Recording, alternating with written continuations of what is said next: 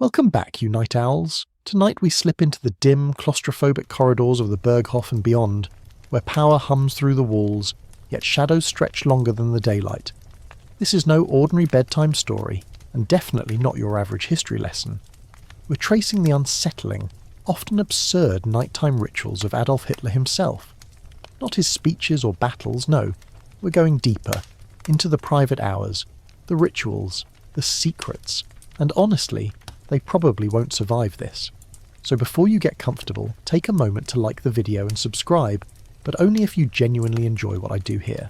And if you're listening from somewhere interesting, drop your location and local time in the comments. I always love to know where this peculiar little community gathers after dark. Now dim the lights, maybe turn on a fan for that soft background hum, and let's ease into tonight's journey together. The first oddity in Hitler's long list of strange personal behaviours begins where most of our days end, at bedtime. Except, for him, bedtime often didn't arrive until the birds were stretching their wings for dawn. You might imagine the Führer, that stiff-jawed symbol of rigid control, heading to bed at a sensible hour.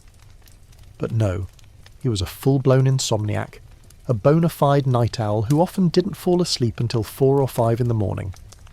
Some nights he'd pace in his richly furnished rooms, the lights casting long shadows over maps of Europe, muttering and rehearsing speeches to an imaginary crowd. He'd rant softly to himself about betrayal, victory, and the purity of his cause, gesturing as if he stood atop a grand balcony. All while his staff sat quietly outside, bleary-eyed and exhausted, waiting for the all-clear to go to bed themselves. His inner circle called him a man out of time, but not in the poetic sense. More like, we wish he had a bedtime.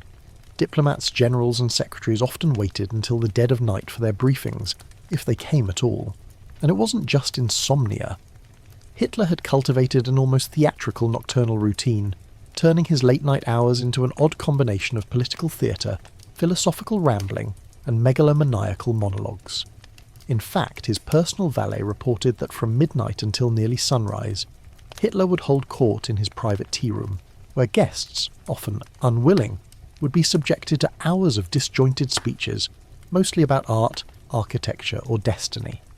Imagine being stuck there at 3:17 a.m, sipping tepid herbal tea, while your host passionately debates the merits of ancient Sparta versus modern Germany, all while gesturing dramatically in silk pyjamas. Cozy, right? Now, historians still argue whether this nocturnal lifestyle was strategic or simply dysfunctional. Some claim it allowed him to feel in total control, dictating the pace of the day, forcing the world to bend to his odd schedule. Others suggest it was the product of chronic anxiety and amphetamine abuse, with Hitler dosing himself so heavily that sleep became more of a theoretical concept than a necessity. Interestingly, his late-night schedule didn't shift even during the war's most crucial moments. While Allied forces bombed German cities and troops prepared for decisive battles, Hitler was often still in his quarters, discussing grandiose visions of post-war cities and flipping through architectural sketches for his dream capital, Germania. According to one aide, he once postponed a major military meeting for several hours because he was deep in thought about how to design the central train station of his imagined utopia. By the time he dragged himself to bed, sometimes with the curtains pulled tight and blackout shades secured, it wasn't for peaceful rest. His bedroom, though lavishly appointed, was a place of restless tossing and vivid dreams. Servants whispered about odd noises coming from his room, muffled shouts, groaning, the occasional thump. One night, he reportedly woke in a sweat, insisting someone was in the room watching him. Another time he rang for his valet in a panic, having dreamt that Berlin was underwater and he was the only one unable to swim. There's also the curious little fact, yes, a mainstream historical tidbit, that during key moments of the war, his delayed sleep and erratic wake times directly contributed to disastrous military decisions. On D-Day, for instance, Hitler famously slept through the early morning invasion because no one dared wake him. Critical hours were lost as his generals waited for approval to move key divisions. It's the military equivalent of missing your wake-up alarm and accidentally losing France. As if that weren't strange enough, Hitler's late-night hours were accompanied by a peculiar atmosphere. His quarters were kept unusually warm, even during the summer, with multiple heaters blazing. He preferred it that way, almost stifling. There's a fringe theory floating around, often scoffed at by traditional scholars, that he believed heat kept him charged with energy, like some twisted version of a human battery. Whether true or not, his quarters were reportedly humid and dense, perfumed with a strange mix of cologne and the faint odour of his ever-present digestive tonics. And let's talk briefly about those staff members who had to adjust to this lifestyle. Secretaries often started their shifts at 5 p.m. and worked well past midnight. His personal photographer, Heinrich Hoffmann, complained about trying to capture natural daylight shots of Hitler. Nearly impossible when your subject doesn't open his curtains until 3 p.m. Then there was the food staff, who had to prepare full meals at all hours, including his peculiar midnight snack. Mashed potatoes, dry toast, and herbal tea, served in that exact order every time. The effects of this sleep disorder trickled downward into the regime like cold molasses. Meetings across ministries were delayed or hastily rescheduled. Ambassadors learned to bring nightcaps to Berlin. Even foreign leaders who sought an audience were warned to prepare for a sunrise greeting. It was all part of the theatre, the deliberate mystique. And yet some believed this eccentric behaviour wasn't calculated genius, but the unravelling of a man drowning in isolation. Interestingly, his chief architect Albert Speer once confessed that Hitler's sleep cycle was out of sync with the nation he ruled.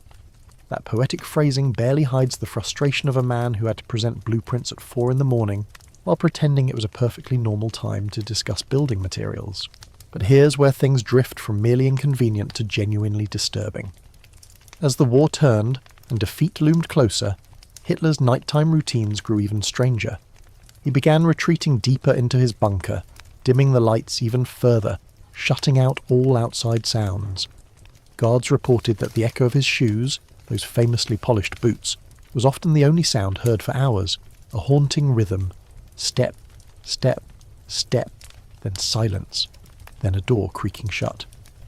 Aides began noticing his increasingly dishevelled state during these long nights. His once meticulously combed hair now stuck out at odd angles.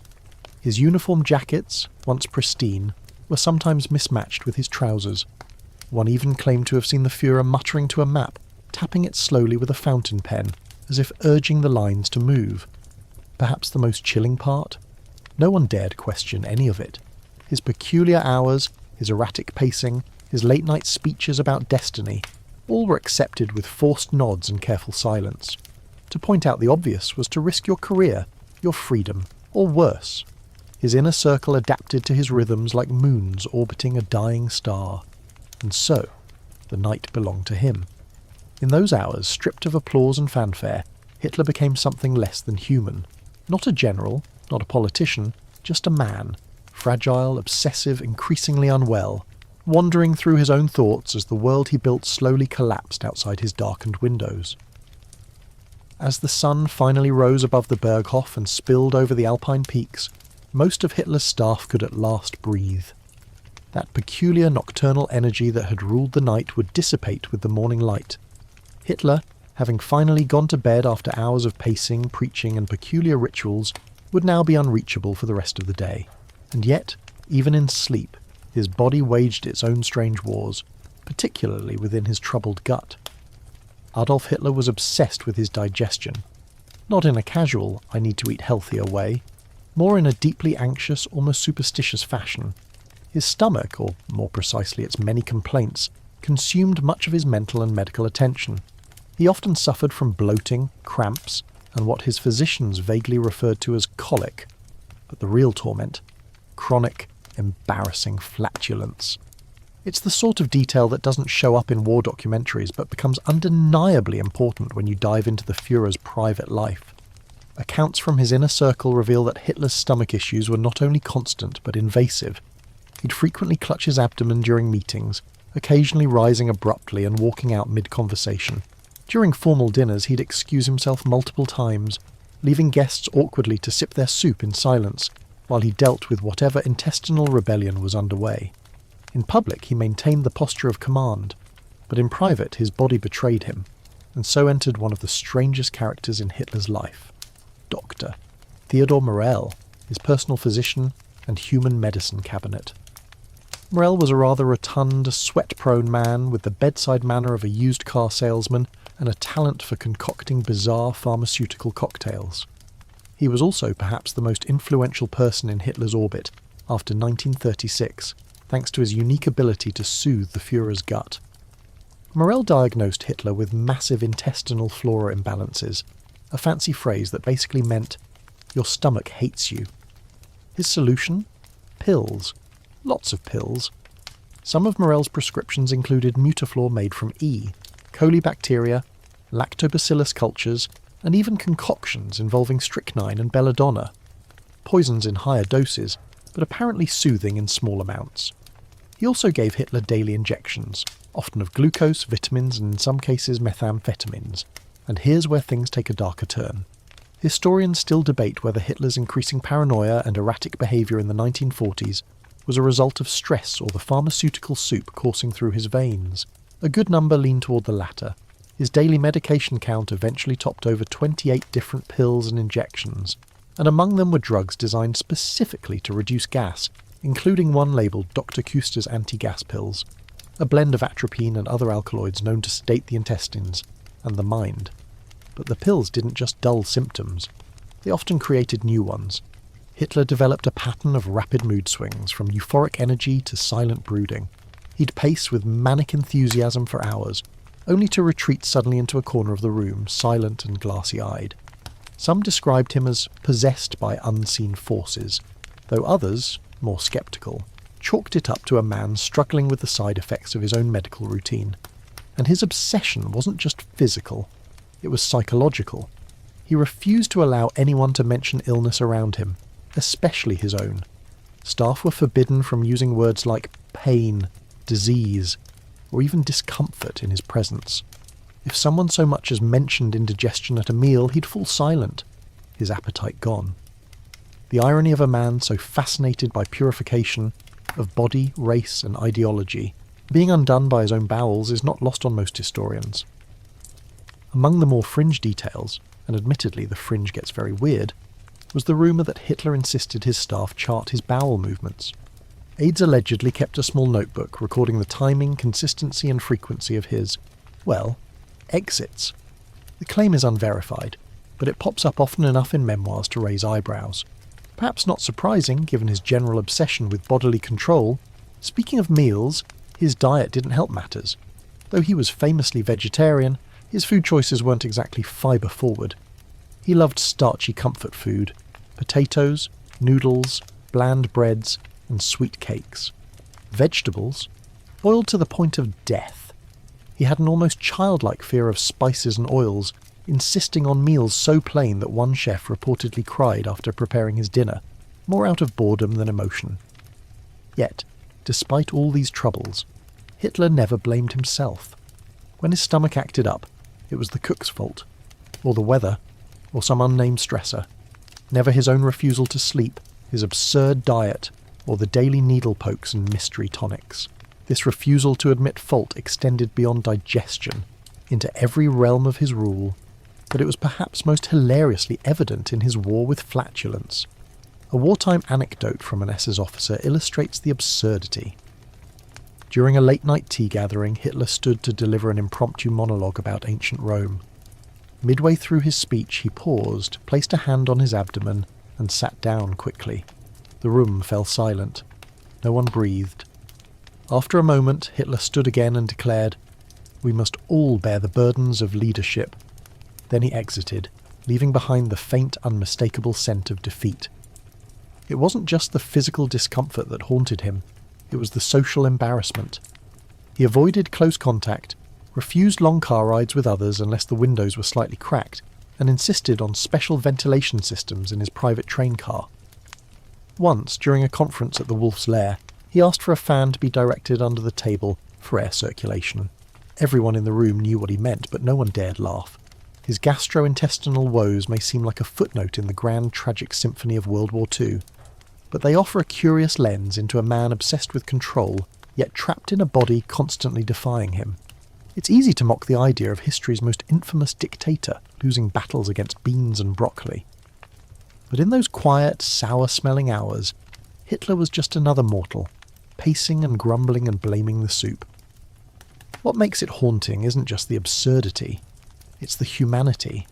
This was a man who sought to control entire nations, who dictated who lived and who died, yet couldn't dictate the behaviour of his own intestines. And instead of accepting weakness, he tried to medicate it into submission.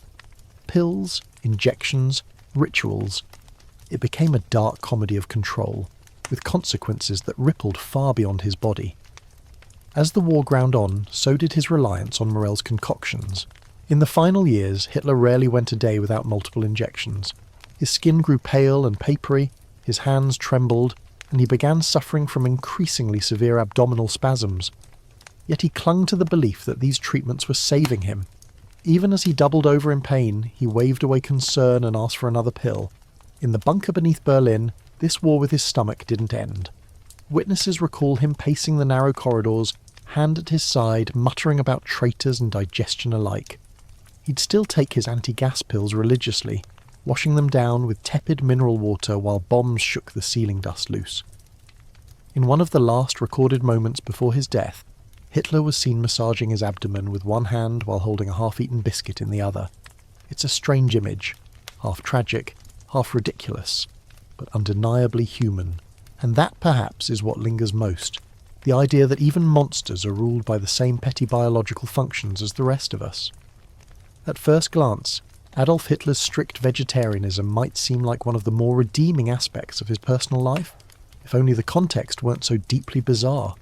Long before kale smoothies and plant-based diets trended, Hitler was proudly meat-free. Yet, like everything in his world, this choice was wrapped in contradiction, control, and just the right pinch of horror. Publicly, Hitler promoted himself as a model of healthy living. No alcohol, no tobacco, and famously, no meat. He claimed his vegetarianism was born from compassion.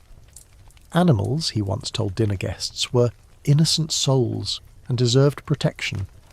He adored the paintings of animals in their natural states, surrounded himself with German shepherds, and often scolded others for eating meat in his presence.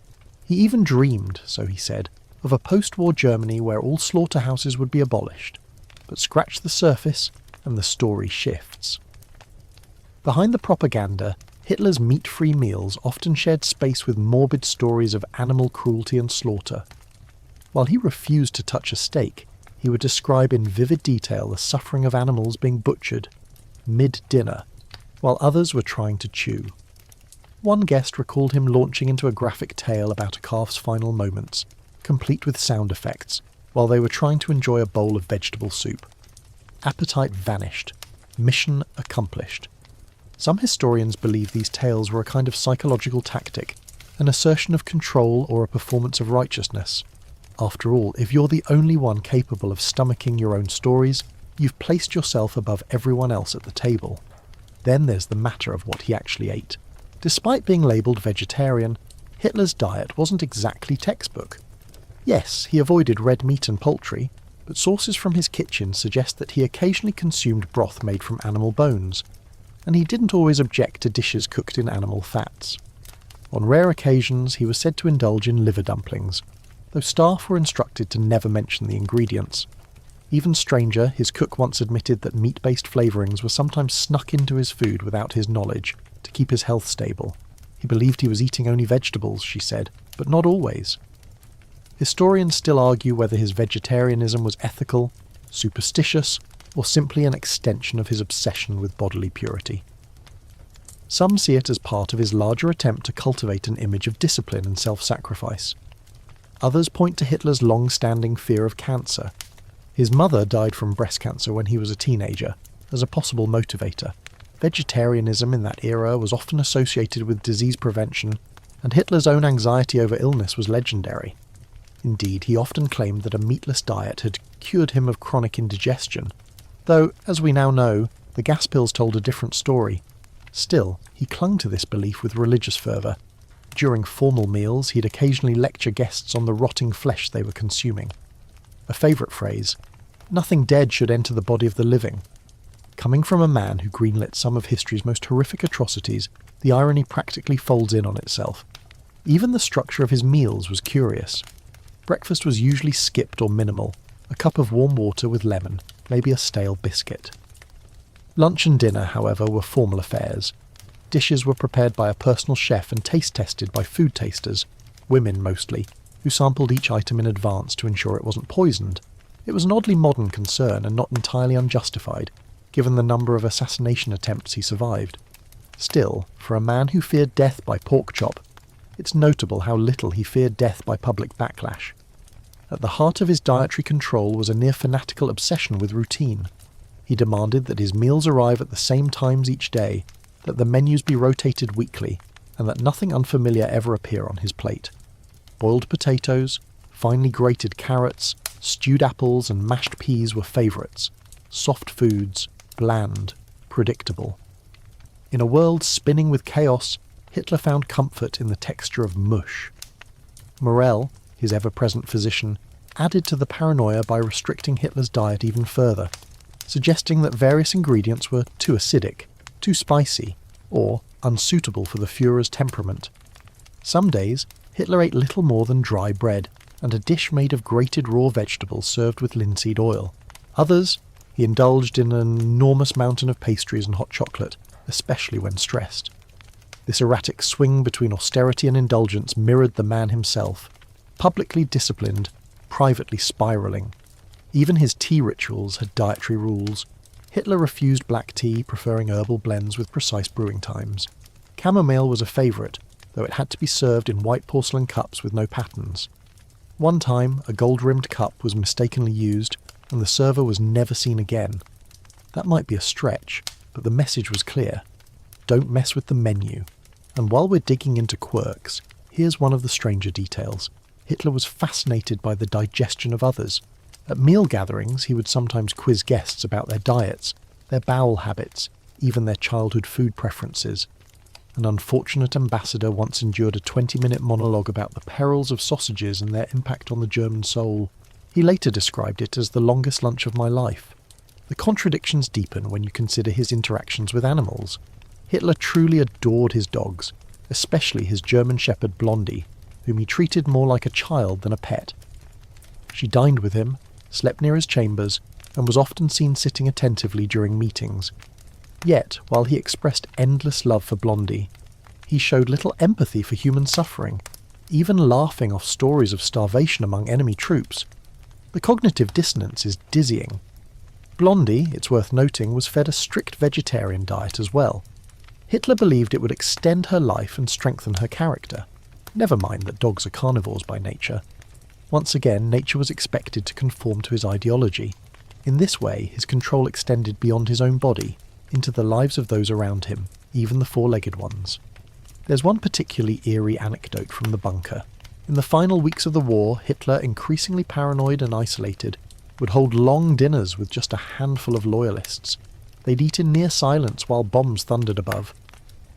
The food remained the same, bland, sparse, oddly delicate considering the carnage outside. One guest recalled that as they nibbled stewed fruit in the candlelight, Hitler told a story about a dog being slaughtered in a village and how the children had cried. Then he laughed. These moments don't just disturb, they disorient. Was this man truly compassionate toward animals? Or was his dietary discipline just another lever of psychological control? Did he value life, or did he simply enjoy the contrast between his purity and the decadence of others? Historians still argue whether his vegetarianism reflected authentic belief or strategic performance.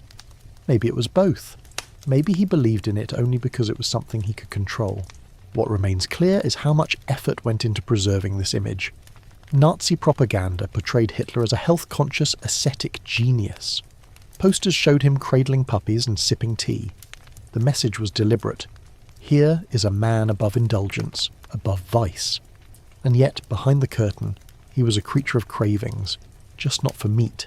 He craved power, order, routine. And he found it in the quiet choreography of his diet. Not for nourishment, not for pleasure, but as a stage for control. Even in the depths of his bunker, surrounded by the echoes of collapsing empires, he still demanded mashed potatoes at 9 p.m. sharp. That's the haunting part. Not that he skipped steak, but that he used food as a means to craft his identity, project superiority, and retreat from reality. The dinner table was not a place of joy for Hitler. It was a battlefield, where purity was policed and comfort came only in the form of boiled cabbage. And so, each night as the world descended into darkness, the Führer sat beneath flickering lights scooping tasteless peas onto porcelain, spinning stories of slaughter while avoiding so much as a sliver of ham. There's a peculiar kind of tenderness in the way Adolf Hitler treats his dogs, especially Blondie, his beloved German shepherd. In a world otherwise ruled by suspicion, command and annihilation, the Führer's relationship with his four-legged companion stands out as oddly affectionate, and maybe that's what makes it so chilling. Because even here, in this sliver of softness, the obsession, the control and the darkness find a way to seep in. From the earliest years of his rise, Hitler surrounded himself with dogs, not just for companionship, but for the image. German shepherds, in particular, came to symbolise strength, loyalty, and the Aryan ideal he so rabidly promoted. But Blondie, given to him as a puppy in 1941, became something more. She wasn't just a pet, she was a fixture in his life, a near-constant presence during the war years, and in many ways the only being he truly trusted in the end. Blondie slept in his chambers, travelled in his personal vehicles, and sat beside him during tense meetings in the Reich Chancellery. She was trained to perform tricks, sit, roll over, even a stiff-legged salute, which some guests found eerie and uncomfortable. Hitler, on the other hand, beamed with delight at these displays. It wasn't unusual for him to interrupt high-level military briefings to have Blondie perform. Generals, not exactly known for their love of theatrics, would be forced to clap politely as the dog spun in place or retrieved a biscuit. During quieter moments, if there was such a thing in Hitler's world, he would speak to her in a soft voice, far gentler than he ever used with staff. Aides reported that his entire demeanour changed when Blondie was around. His face relaxed, his tone softened. It was, for lack of a better word, tender. Yet there was still an air of strictness. She was trained with military precision, and any disobedience was met with immediate correction. Affectionate, yes, but always within the bounds of order. As the war progressed, and his circle of trust narrowed, Blondie became one of the few confidants left. He reportedly spoke to her when alone, whispering worries and plans, and though it's tempting to interpret this as loneliness, and maybe it was, there's also an unsettling theatricality to it, as if he were rehearsing speeches to the last creature who couldn't betray him.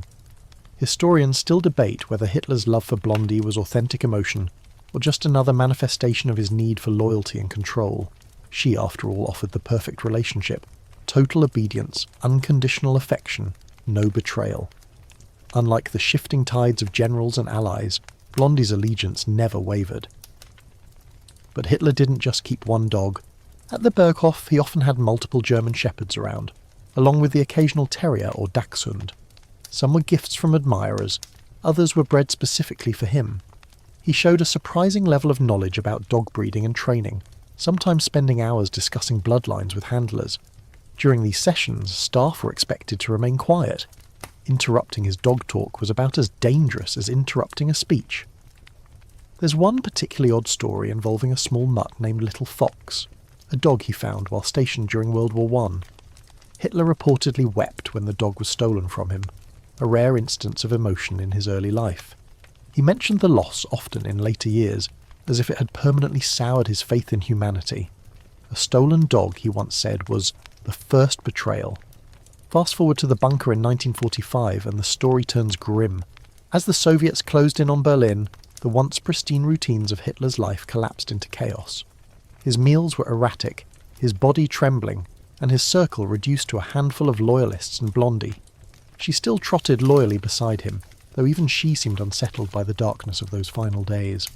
In a move that has disturbed historians and animal lovers alike, Hitler insisted that Blondie be used to test the cyanide capsules provided by Heinrich Himmler. He no longer trusted the SS to deliver genuine poison, and wanted proof. So in the bunker's concrete corridor, Blondie was given a capsule. Crushed between her jaws, she died within moments. Hitler reportedly stared at her body in silence, then retreated to his quarters. No one spoke of it again, but the smell lingered. So did the silence. Some accounts suggest he was devastated. Others say he was cold, clinical, already dead inside. And then, as if to erase the last vestige of softness from his presence, He ordered the killing of her puppies as well, one by one, no exceptions. The dogs had to die with him. Nothing of his world would survive above ground. There's something about this that clings to the bones. For a man responsible for the deaths of millions, this final act, a dog, faithfully raised and loved, dispatched with cold precision, feels like a personal metaphor. Even loyalty had an expiration date. Even innocence couldn't be allowed to outlive him. Oddly, Hitler's affection for dogs never extended to cats. He reportedly hated them. He described them as deceitful, untrustworthy, creatures of ill omen. When staff tried to bring a rescued kitten into the compound once, he demanded it be removed immediately. Dogs were loyal. Cats, he claimed, were like dissidents, impossible to control. The comparison, though unintentionally honest, fits more than he probably realised. The Nazi regime as a whole had an odd obsession with animals. Laws passed in the early 1930s were some of the most progressive animal protection regulations of the time. Vivisection was banned, animal cruelty punishable by jail, and hunting was strictly controlled. Of course, these laws were less about compassion and more about ideology. Aryan purity extended to animals too. Wild wolves were considered noble. Pigs, not so much.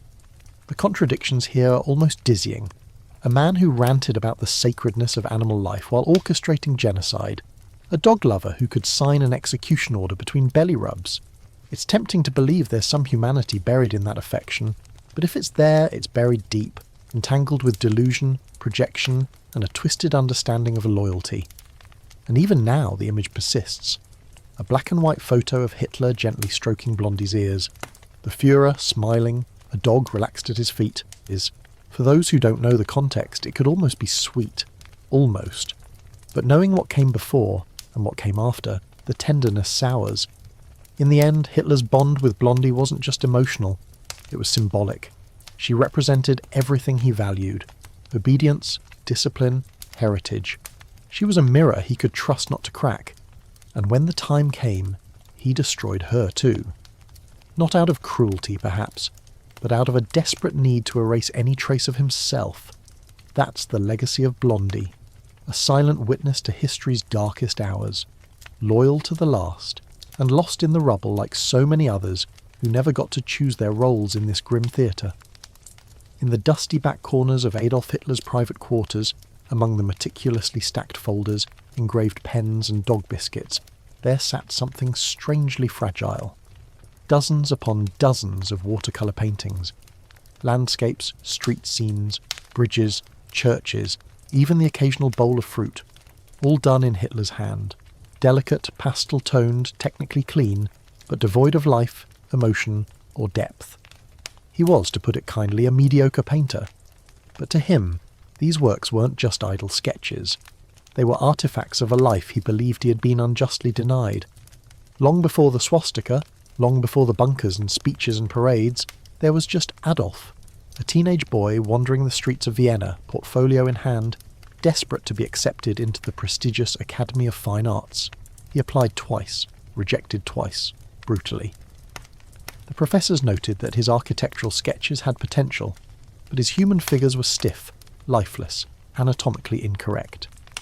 Lacked imagination, one scrawl reads. They told him to try architecture. He never forgave them. It's become something of a historical cliché to point out that Hitler the failed artist became Hitler the dictator. But the deeper truth is harder to shake. He never stopped seeing himself as an artist. Even at the height of World War II, while cities burned and armies marched, he was still doodling. Still leafing through books on classical architecture. Still critiquing the curvature of domes on cathedrals he'd never visit. His private quarters at the Berghof and later the Reich Chancellery were filled with art supplies. Watercolours, charcoals, stacks of blank sketch paper. He rarely painted in front of others, perhaps out of embarrassment, but he often retreated to his drawing desk late at night. Not to unwind, exactly, but to reclaim some vanished piece of himself. He'd hum softly, a Viennese waltz perhaps, as he painted crooked houses or quiet riverside views. And when he was done, he'd sometimes sign them A. Hitler in blocky, hesitant script. Most of these paintings were never meant for public view, yet, in a strange twist of fate, some survived the war. They now sit in vaults and archives, too controversial to display, too historically strange to destroy. Historians still argue over what they reveal. Are they windows into the mind of a tyrant, or just the harmless scribblings of a man trying to escape his own monster? But his artistic interest didn't stop at the easel. Hitler fancied himself a connoisseur of classical art. He worshipped the works of German romantics like Caspar David Friedrich, and revered the ideals of Greek sculpture, order, symmetry, perfection. And yet, he had no patience for modern art. Degenerate, he called it. He loathed cubism, despised surrealism, and was viscerally offended by expressionism. To him, art should be beautiful, not challenging, predictable, not chaotic. In 1937, the Nazi regime hosted 2 art exhibits in Munich that epitomised this dichotomy. The Great German Art Exhibition featured idealised Aryan figures, muscular men, serene women, all sunlit and smiling, and enormous paintings of heroic workers and mythic pasts. Meanwhile, just down the street, the Degenerate Art Exhibition mocked modernism by cramming works by Picasso, Klee and Kandinsky into poorly lit rooms, labelled with insults. Hitler personally visited both. He lingered at the former, nodding approvingly. He stormed through the latter in a fury. He wasn't just disapproving, he was offended. To Hitler, modern art was a threat to civilization itself. It was evidence of decline, of moral rot. He equated abstract shapes with cultural decay, saw surrealism as a symbol of Jewish influence. Never mind that he couldn't understand it, he hated it on principle, which is, of course, the clearest sign that art had power over him, whether he admitted it or not. Back at the Berghof, his private collection grew. He amassed stolen masterpieces, hoarded looted art from across Europe. By the end of the war, Hitler owned thousands of pieces, many taken from Jewish families and European museums. He planned to house them in a grand museum in Linz, his childhood city, a Führer museum as he called it, a shrine to his taste, a temple to his version of culture. He pored over catalogues late at night, circling desired pieces, arguing over placement, debating frames and lighting with an almost obsessive glee. His aides, meanwhile, tiptoed around the absurdity, their leader, orchestrating genocide in the day, fretting over Flemish landscapes at night. One odd habit he developed was rating artworks with a personal scale. Wertvoll for valuable, entartet for degenerate, uninteressant for the stuff he simply didn't care for. No nuance, no grey, just black and white, worthy or worthless, much like his policies. There's one particularly eerie story from a museum official who witnessed Hitler's visit to Vienna in 1938. As German troops rolled into the city, Hitler made a quiet detour, not to a military post or a political rally, but to the Academy of Fine Arts, the very institution that rejected him. He stood outside for nearly 20 minutes, silently staring at its grand facade. No speeches, no rage, just a long, unblinking look. Then he turned and left. No one dared ask why. Even in the bunker, when the world had reduced to concrete, diesel and ash, he kept art close. His walls were still adorned with landscapes and architectural renderings. Some were his own. Others were looted from palaces now rubble. He arranged them carefully, as if the right frame might somehow anchor reality, might hold the world in place. But the corners curled, the dust thickened, and eventually even the paint began to flake. Perhaps the most haunting element of Hitler's artistic life wasn't the mediocrity of his paintings, but the way he treated the entire world like a canvas. He spoke of cities as if they were sketches, of people as if they were clay. His grand vision for Germania, the new capital of the Reich, was a fever dream of marble and symmetry. Giant domes, endless boulevards. A city not for the people, but for the myth. He saw himself as its architect. Not a builder, but a shaper of destiny. Albert Speer, his chief architect and one of his closest confidants, later wrote that Hitler viewed architecture as eternal. Politics faded, battles were forgotten, but stone endured. Let the skyline speak of power, he once said, and so it would have, had the bombs not come first. Historians still sift through his sketchbooks looking for meaning, and while there are no great revelations in the lines and colours, there is something undeniably telling. The images are always quiet, empty streets, still waters, no people, no chaos, just order, frozen moments, a world he could control. One of the more fringe details, whispered in some memoirs, is that Hitler occasionally painted with the lights off. He claimed it forced him to see the shape in the mind. Whether true or not, the image is haunting. The most feared man in history hunched over a paper in near darkness, painting a bridge no one would ever cross. Art for Hitler was never just decoration. It was ideology. It was identity.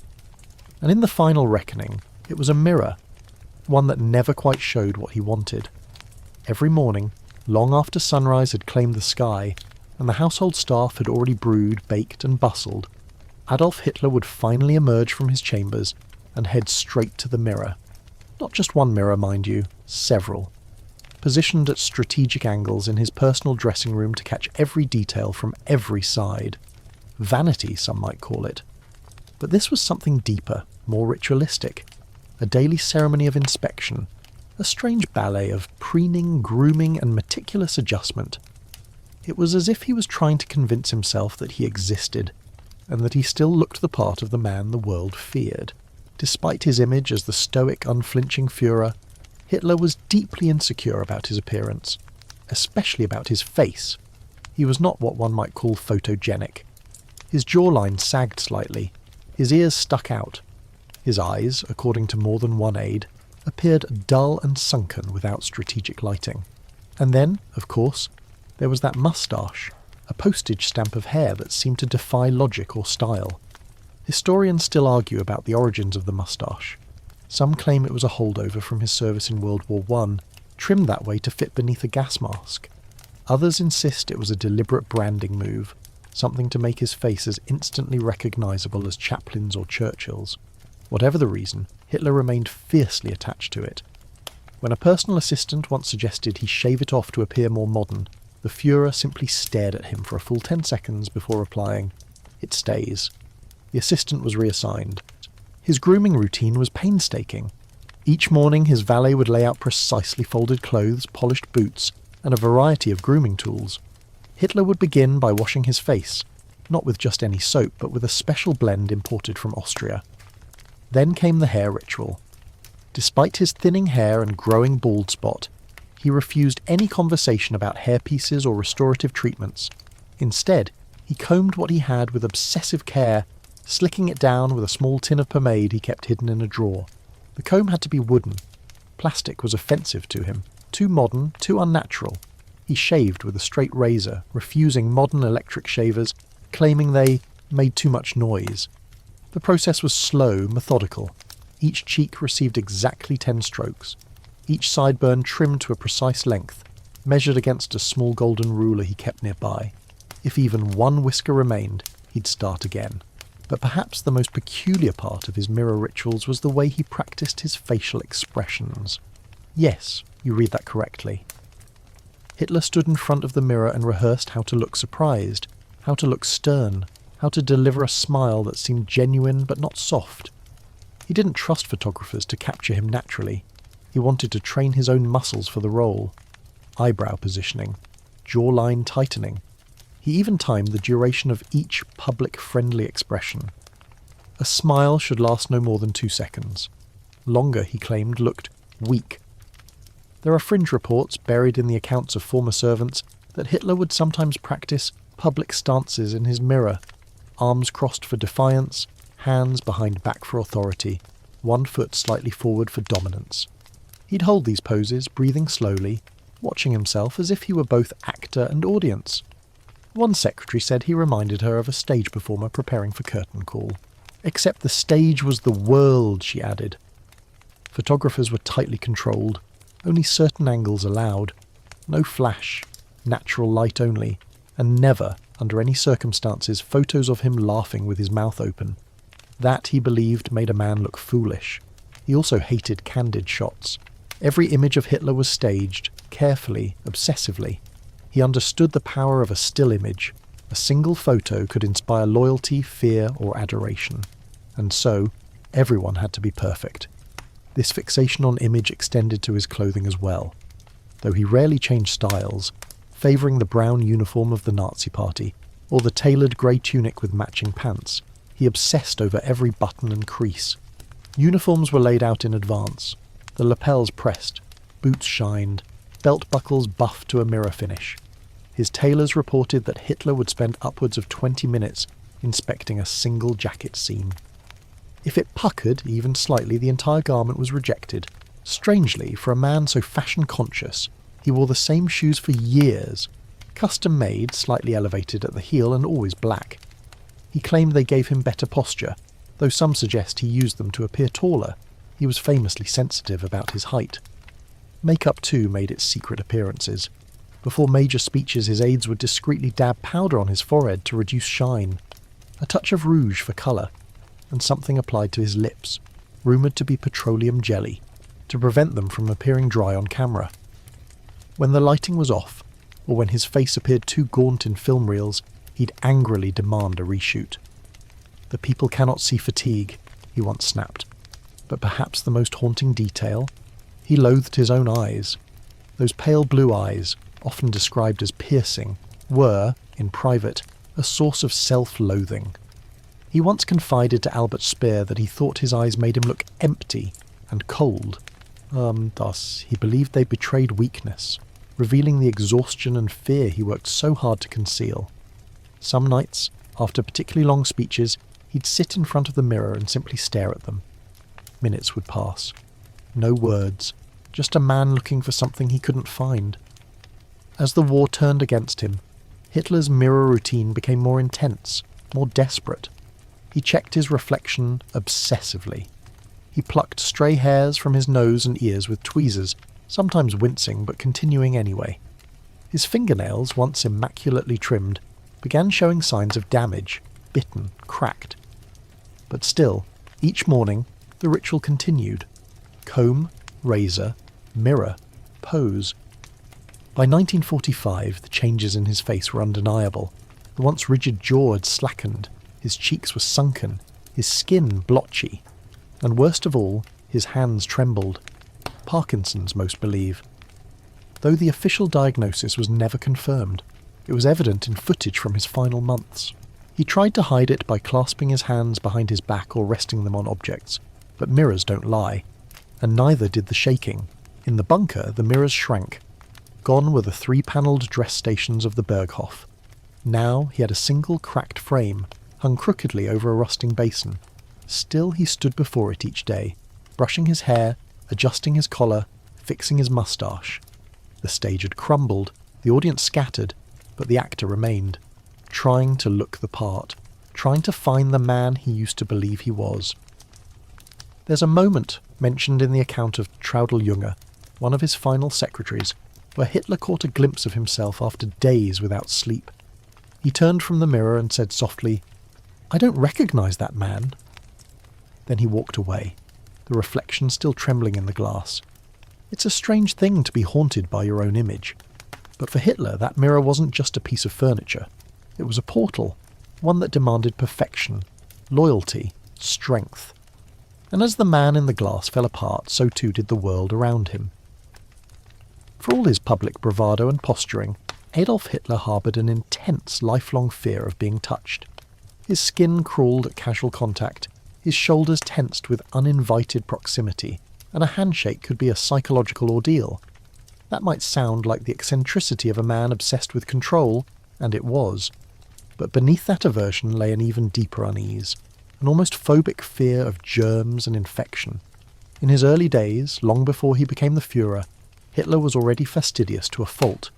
He insisted on personal towels, refused to share utensils, and frequently accused others of poor hygiene.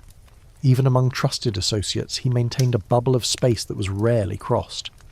Bodyguards and staff were given strict instructions: do not initiate touch, do not get too close, if you had a cough, don't come to work. This anxiety only intensified with power. As the years passed and his influence grew, so did the rituals designed to shield him from contamination. His rooms were cleaned obsessively, sometimes multiple times a day. Handrails were scrubbed with alcohol, doorknobs wiped down hourly. He demanded a fresh set of napkins and cutlery for every meal, even if he hadn't touched the first set. His fear wasn't limited to surfaces. People became vectors, threats. The idea of shaking hands horrified him. In early photo ops, he would awkwardly extend just a few fingers, barely making contact, as if the gesture itself were radioactive. Eventually he began phasing handshakes out altogether. Instead, he favoured the stiff-armed Nazi salute, not just for symbolism, but because it allowed him to acknowledge someone without actually touching them. Efficient and sanitary. Barbers were among his greatest fears. The idea of someone wielding a sharp blade near his neck was unsettling enough, but what truly terrified him was the intimacy of it. The warm breath of the barber, the flick of stray hairs, the closeness of bare skin. For years Hitler kept the same barber, trusted, quiet, and vetted within an inch of his life. Before every appointment, the tools were sterilised in front of him. If the man coughed or sniffled, the session was cancelled immediately. Haircuts were conducted in silence, without small talk. Any lapse in protocol, and the barber was gone. Dentists were worse. Hitler despised dental visits with the intensity of a child anticipating punishment. He often delayed checkups until infections developed or pain became unbearable. When he finally did consent to treatment, it had to be under heavy sedation. He reportedly had rotting teeth, bad breath, and recurrent gum disease, partly due to his refusal to brush properly, and partly because he feared dental tools would introduce toxins. The irony, of course, is that he was already being pumped full of experimental drugs by Dr. Morell on a near-daily basis. But those didn't require anyone touching his mouth with cold metal. The most bizarre example of this germophobia involved his bed linens. Sheets were changed daily, sometimes twice. His pillows had to be aired out, fluffed, and perfectly aligned. The mattress rotated weekly. No one was allowed to sit on his bed, not even to place items on it. Once, a maid accidentally brushed her skirt against the edge of the duvet while tidying the room. She was reprimanded so harshly that she cried. From then on, she made the bed by standing a full foot away, using a long-handled tool to straighten the corners. Even close aides were not spared from his touch-free mandates. Albert Speer recalled that while Hitler would stand uncomfortably close during conversations, violating what today we'd call personal space, he would flinch if you reached out to pat his arm or clap his shoulder. He wanted dominance, not closeness. His version of intimacy was surveillance, not warmth. Yet there were exceptions to this rule. Dogs, for instance. Blondie and her offspring were allowed to lick his face, nuzzle against his legs, sleep at the foot of his bed. He never showed any hesitation in touching them. This wasn't simply a soft spot for animals, it was control. Dogs could be trained, sanitized, kept loyal. Humans were messy, unpredictable, treacherous. His affection for animals wasn't about compassion, it was about safety. One curious footnote is that Hitler sometimes wore gloves indoors, not for fashion, but for protection. Thin, white cotton gloves donned before handling newspapers or shaking the occasional hand when protocol demanded it. Sometimes they were worn for entire meetings. Occasionally he would wipe his hands with disinfectant cloths after touching anything handed to him. A file, a pen, a gift. He didn't apologise or explain. He just did it. This hypersensitivity extended into his sleep habits as well. He insisted on silence at night, not just for comfort, but because he believed sound waves could disturb his bodily harmony. Staff were forbidden from walking near his quarters after dark. Lights were dimmed slowly to prepare the air, and windows, even those deep inside the Berghof, were sealed to prevent dust from entering. He would sometimes spray cologne or herbal oils into the air before sleeping, claiming they repelled illness. The real kicker. Despite all this phobia, Hitler maintained a famously poor record of actual cleanliness. He sweated profusely during speeches, rarely washed his hands during the day, and wore the same undergarments for multiple days at a time. His fingernails were sometimes rimmed with dirt. Staff noted the contradiction, but said nothing. One aide whispered, he feared dirt, but he didn't notice his own. It all speaks to a deeper psychological rift. A man obsessed with control, desperate to insulate himself from the unpredictable world of the body. He wanted to purge impurity, not just in ideology, but in biology. He saw danger in breath, betrayal in a cough, threat in a handshake. It was part of his larger belief that strength came from purity, that weakness crept in through pores, fingertips, lips. Historians still debate whether Hitler's germophobia was a true phobia or a convenient affectation, another performance of purity. But the rituals were real, the boundaries enforced, the discomfort visible. Even his inner circle knew.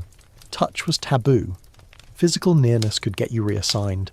Or worse, scolded in that eerie, quiet fury he reserved for rule-breaking. In one of the final meetings before he retreated to the bunker for good, a loyal officer tried to comfort Hitler after a particularly bleak military report.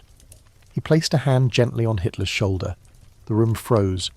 Hitler stood slowly, brushed off his sleeve with precision, and said nothing. The message was clear. Emotion was not welcome. Comfort was contamination. And so, even as the world closed in, as rubble fell and sirens screamed, Hitler remained encased in his rituals. Handshakes faded into salutes. Conversation gave way to monologue. People, even the loyal ones, kept their distance, and the man who had once thrived on crowds, on mass adoration, ended up alone in a bunker, surrounded by maps, dogs, and his own suffocating silence. As strange as it may sound, Adolf Hitler loved movies. Not just the sweeping German epics of the silent era, or the stately black and white features approved by his propaganda ministry, but also something far more unexpected: American cartoons. That's right. The man who helped ignite the most destructive war in human history spent many of his private evenings watching Mickey Mouse, laughing at slapstick pratfalls, and shuffling in his chair during animated musical numbers.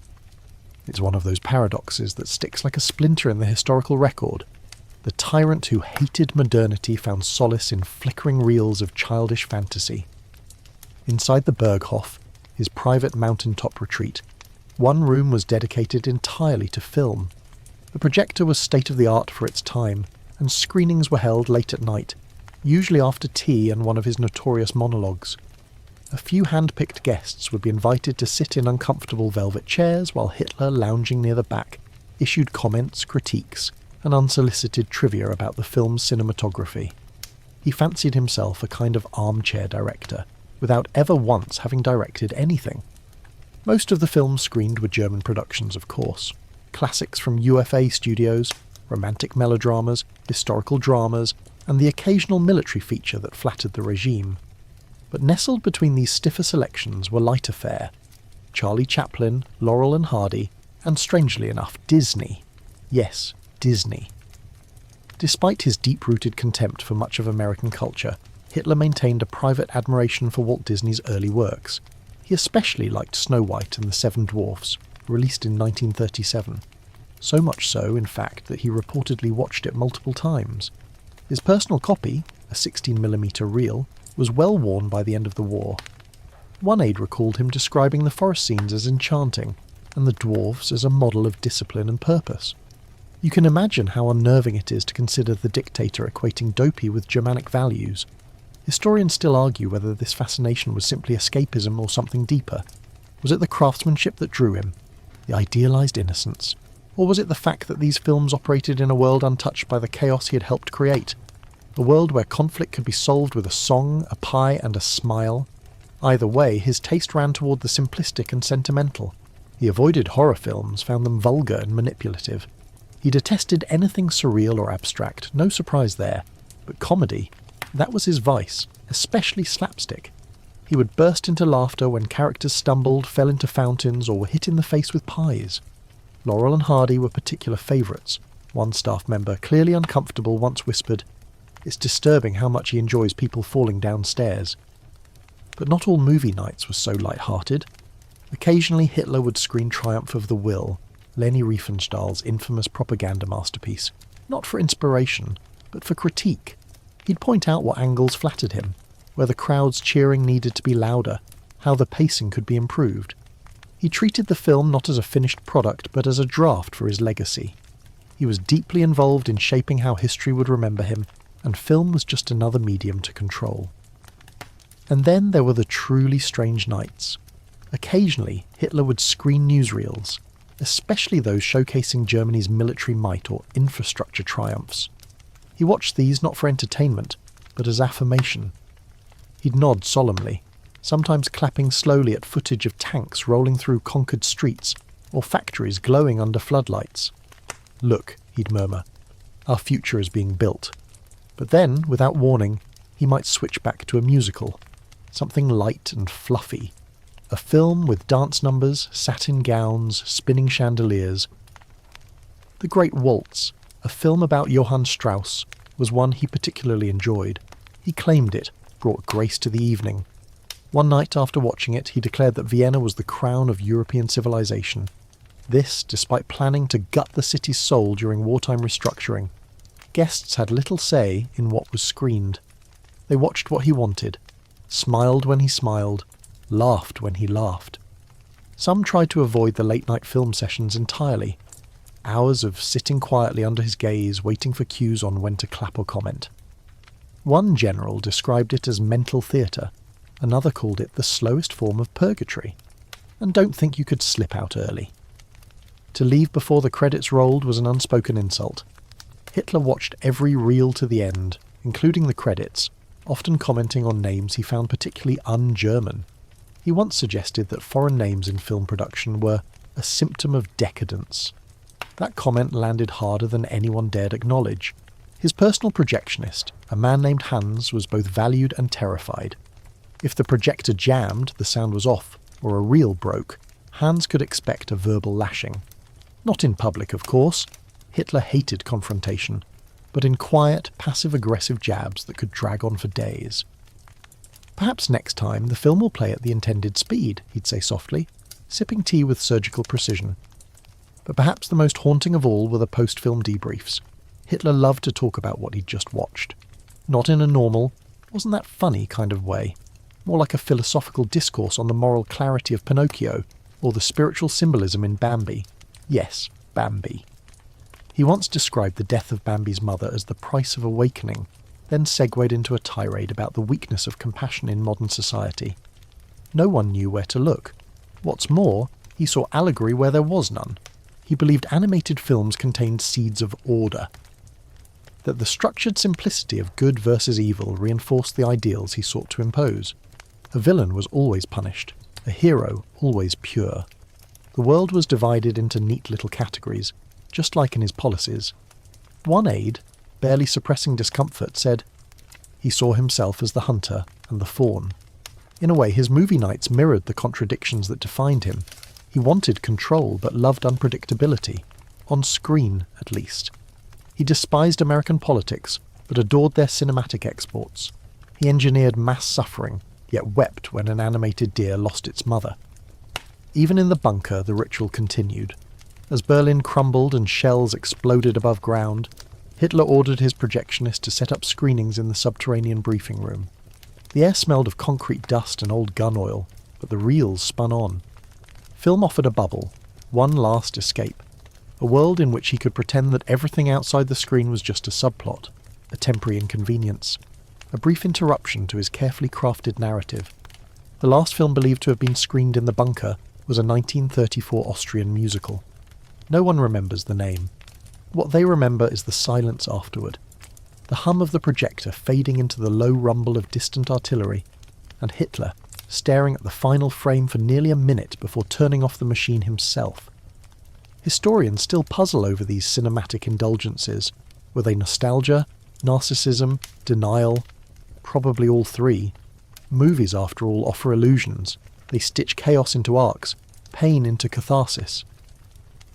For a man who had built his life on orchestrated realities, film was the perfect medium, a mirror that only showed what he wanted to see. And that may be the most unsettling truth of all. While the world bled and burned, while his empire collapsed, Adolf Hitler leaned back in a velvet chair, dimmed the lights, and watched cartoons, laughing occasionally, crying perhaps, escaping always. Picture this. It's 1:30 a.m. in the Berghof, and a small group of weary officials, secretaries and military aides sit stiffly in a dimly lit salon, balancing teacups on their knees. Outside, the Alps are black silhouettes against a cold sky. Inside, the air is heavy with steam, smoke, and the anxious thrum of anticipation. Everyone's waiting for the same thing, the evening tea with Adolf Hitler, or, as many silently called it, the midnight monologue. These weren't relaxed gatherings, they were obligations, and tea with the Führer was never just tea. It was theatre, sermon and lecture all rolled into one prolonged, caffeine-fueled episode of ideological free association. The rules were unspoken but ironclad. Arrive on time, smile faintly, and nod at appropriate intervals. Don't challenge him. don't leave early, and for heaven's sake, don't fall asleep. Hitler began every session with a peculiar ritual. The tea had to be herbal, never black or caffeinated, usually chamomile or peppermint, always served in a porcelain set with no chips or imperfections. The cups were small, delicate, and often refilled by a silent valet who never made eye contact. On the table sat a tidy arrangement of biscuits, often uneaten, and a plate of sliced apples, sometimes gnawed on by Blondie, who was allowed to roam freely during these sessions. As the guests sipped, Hitler would begin. Sometimes he'd start slow, recounting a childhood anecdote or a story about his time in Vienna. Other times he'd jump in mid-thought, speaking as though the conversation had begun hours earlier without them. His voice would rise and fall in a kind of hypnotic rhythm, occasionally pausing just long enough for listeners to wonder if they were supposed to respond. They weren't. The subjects varied wildly. Philosophy, history, architecture, ancient Rome, even astronomy. One night he expounded for nearly an hour on the Aryan destiny of the moon, insisting that future German colonies could mine lunar minerals to sustain Earth's empires. A few days later, he gave an impromptu lecture on the musical superiority of Wagner over Mozart. Another time, he ranted about how women should be prohibited from wearing perfume because it distracted from their function. Aides learned quickly: smile politely, jot a few notes if you wanted to look engaged, and never, ever interrupt. One secretary, too drowsy to hide her fatigue, once stifled a yawn. Hitler stopped speaking mid-sentence and stared at her. The room went silent. Then he resumed, this time louder, more sharply enunciated. The secretary was reassigned the next day. Tea-time tantrums were not uncommon. If a guest offered even mild disagreement, Hitler's demeanour would shift in an instant. He'd slam his teacup down, always gently, never hard enough to shatter but enough to make a sound, and leaned forward with cold intensity. "You're missing the point," he'd say, before launching into a rebuttal that could last 40 minutes and reference the Punic Wars, Goethe, and steam engine patents in a single breath. But perhaps the strangest part of these tea gatherings was the list of unspoken rules, quirky, obsessive regulations that changed only slightly depending on his mood. For example, no clinking of spoons, stirring was to be done silently. No discussion of bodily functions or illness at the table. No wearing of the colour red during tea service. No food containing garlic, onions or eggs was allowed nearby, even if no one was eating. Dogs were to be addressed only by name, never as the dog. No one knew the origin of these rules and few dared question them. It was simply understood that to cross the invisible line of propriety was to risk being iced out. Or worse, publicly corrected. And then there were the rants. These weren't just political screeds. They were psychological unravellings, long streams of consciousness laced with paranoia, fantasy, and increasingly disconnected logic. Hitler would gesture wildly with his teacup, spilling drops without noticing, as he declared that the British monarchy was secretly Jewish, that skyscrapers would cause moral decay, or that vegetarianism would one day replace religion. Sometimes he quoted philosophers, usually Nietzsche or Schopenhauer, though he rarely understood them correctly. Historians still debate whether these monologues were strategic, a form of dominance to keep his subordinates off balance, or simply the ventings of a mind that had begun to fray. One thing is clear: the longer the war dragged on, the longer the monologues grew. What began as 30-minute discussions soon ballooned into 2-hour ideological sermons. By the final years, he would talk for 3, sometimes 4 hours straight, stopping only when his voice grew hoarse or his guests literally couldn't keep their eyes open. And then, like a switch, it would be over. He'd rise, nod faintly, and disappear down the corridor. The guests would exhale, stretch their aching limbs, and file out in silence. Some would joke quietly afterward, calling the monologues the Führer's bedtime story. Others would simply go to bed, their heads spinning with fragments of pseudo-scientific nonsense and unhinged theories about the origins of the Indo-European language family. One particularly surreal night, during a bombing campaign over Berlin, Hitler insisted on holding tea outside under a covered pavilion. The air was frigid, the sky flickering with distant flashes of light, and the guests were wrapped in wool blankets.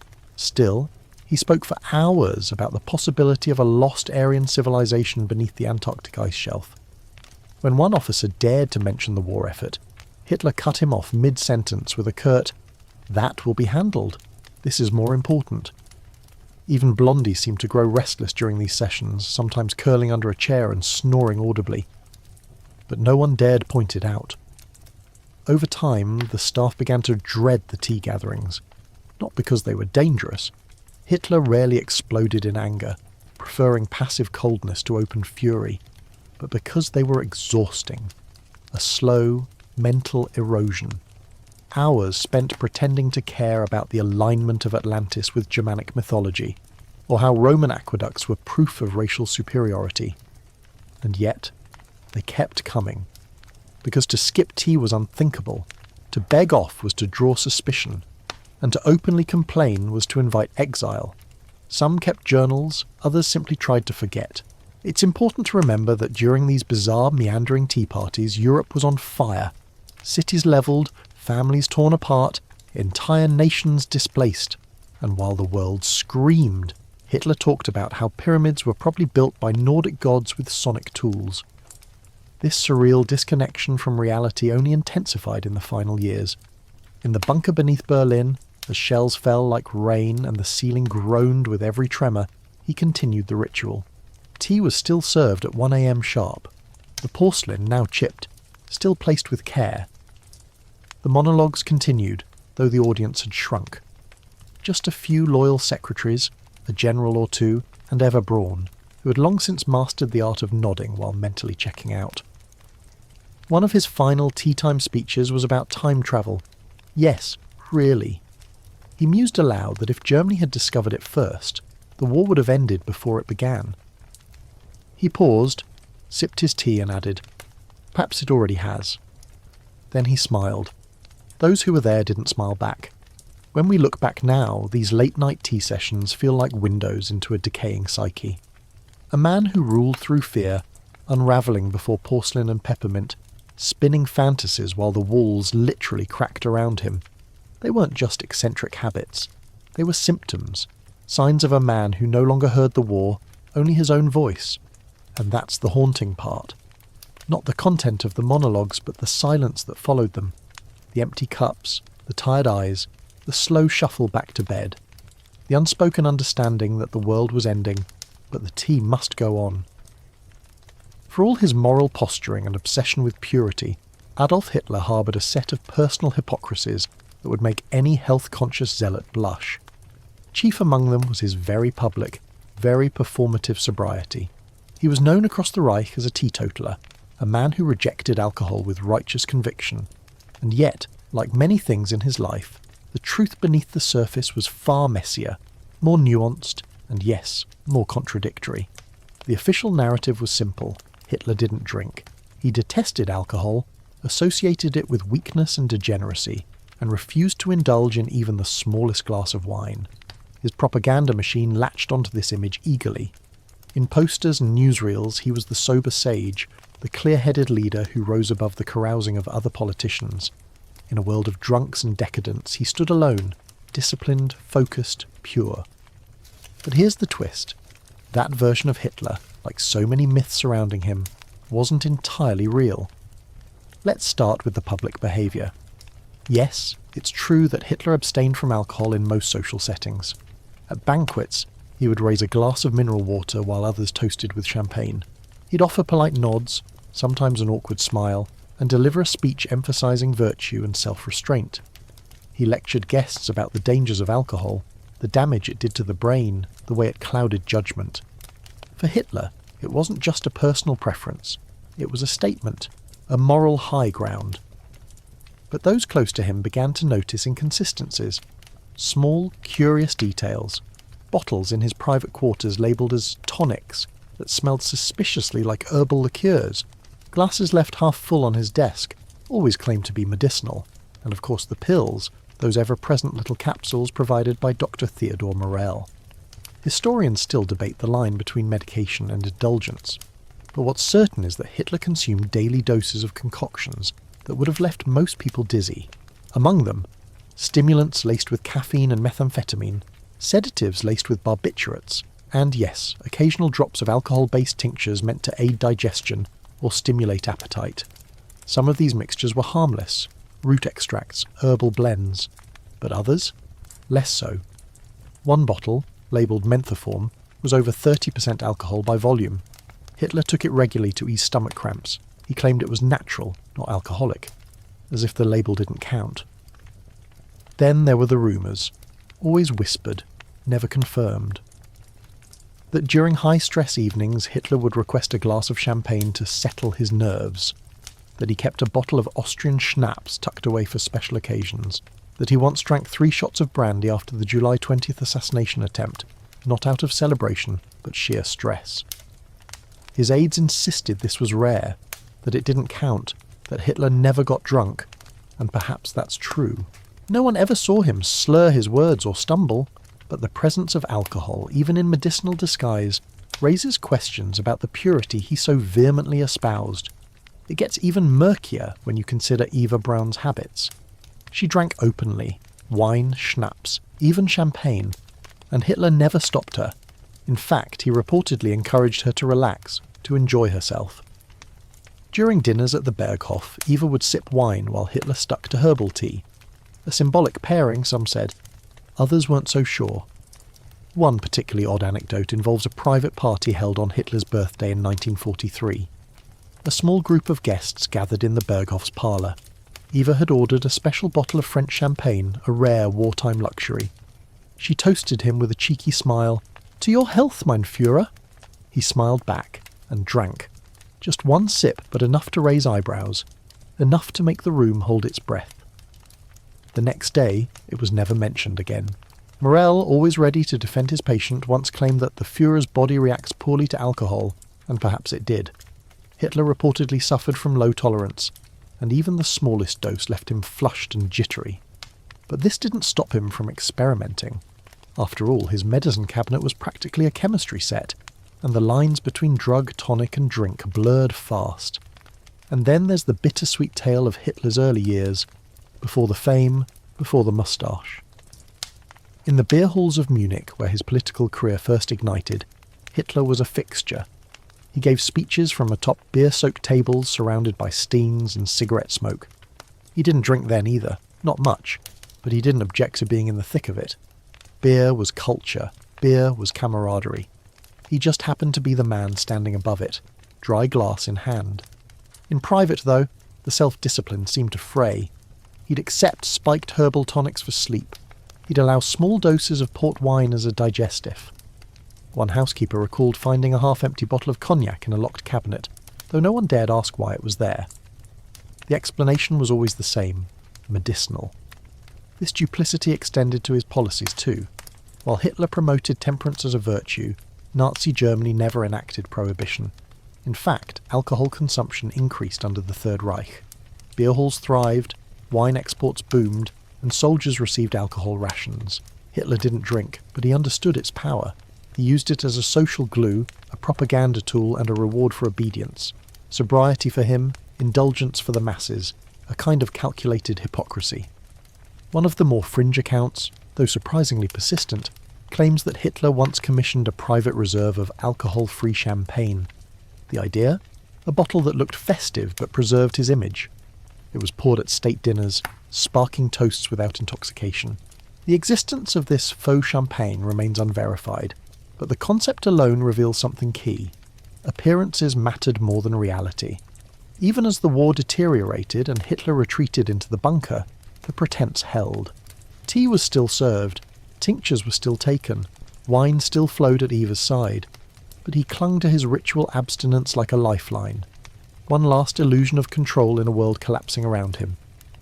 In his final days, aides noted that Hitler's breath sometimes carried the faint scent of alcohol, usually masked by peppermint or menthol lozenges. When asked, he waved it off. "For the nerves," he'd say. The tone made it clear. No further questions. The truth, perhaps, lies in the contradiction. Hitler was a man who demanded control, over people, over politics, over image. But like all tyrants, he couldn't control everything. Not the tremble in his hand, not the decay in his gut, and not, apparently, the occasional comfort found at the bottom of a discreet little bottle. What lingers most isn't the drinking itself, it's the lie. The way he clung to the image of purity while quietly bending the rules. the way he scorned weakness in others while medicating his own anxieties into chemical oblivion, the way he told the world he was different, better, stronger, while secretly doing the very thing he condemned. In the end, the Führer who refused to toast may have sipped more than he admitted, and if that isn't a metaphor for his entire existence, it's hard to know what is. There was something particularly eerie about Adolf Hitler's relationship with the unseen, the mystical, and the esoteric. Beneath his public identity as the rigid, rational architect of the Third Reich, there pulsed an obsession with fate, prophecy, and symbols, so much so that, over time, his choices began to orbit around dreams, omens, and the cryptic advice of fortune-tellers. This wasn't just eccentricity. It was strategic mysticism. He shaped real decisions around the invisible hand of destiny, often cloaking political calculations in spiritual justifications. To understand this side of Hitler is to step into a shadowy realm where astrology met ideology, where dreams were decoded like telegrams from the future, and where whispers from ancient runes could influence real-world warfare. It all started, predictably, with trauma. His time in World War I, the loss of his mother, and his deep feelings of alienation in Vienna laid the psychological groundwork for a man hungry for cosmic validation. He didn't just want to lead, he wanted the stars to crown him. Astrology was a constant presence in Hitler's private life. Though publicly dismissed as pseudoscience, behind closed doors it was treated like gospel. He kept astrologers in his circle, though rarely in the spotlight. One of the earliest and most infamous was Erich Jan Hannessen, a hypnotist and self-styled clairvoyant who charmed his way into Berlin's high society. Hannessen allegedly taught Hitler crowd control techniques, stage presence, and even persuasive body language, lessons Hitler applied religiously in his speeches.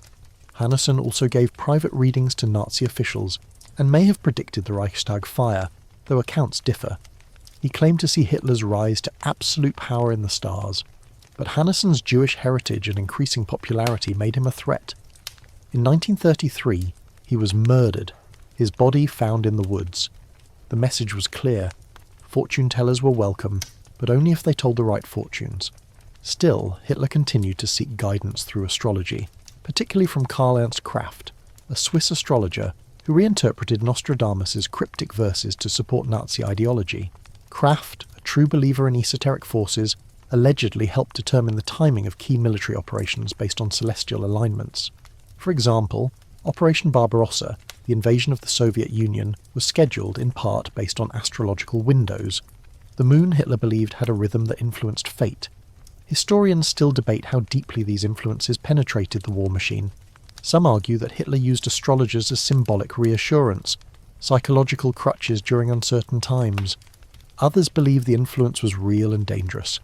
One British intelligence report from the time even noted the Nazi leadership's unusual susceptibility to astrological persuasion, which later inspired Allied psychological warfare campaigns involving fake astrological leaflets and doctored horoscopes intended to confuse or demoralize enemy troops.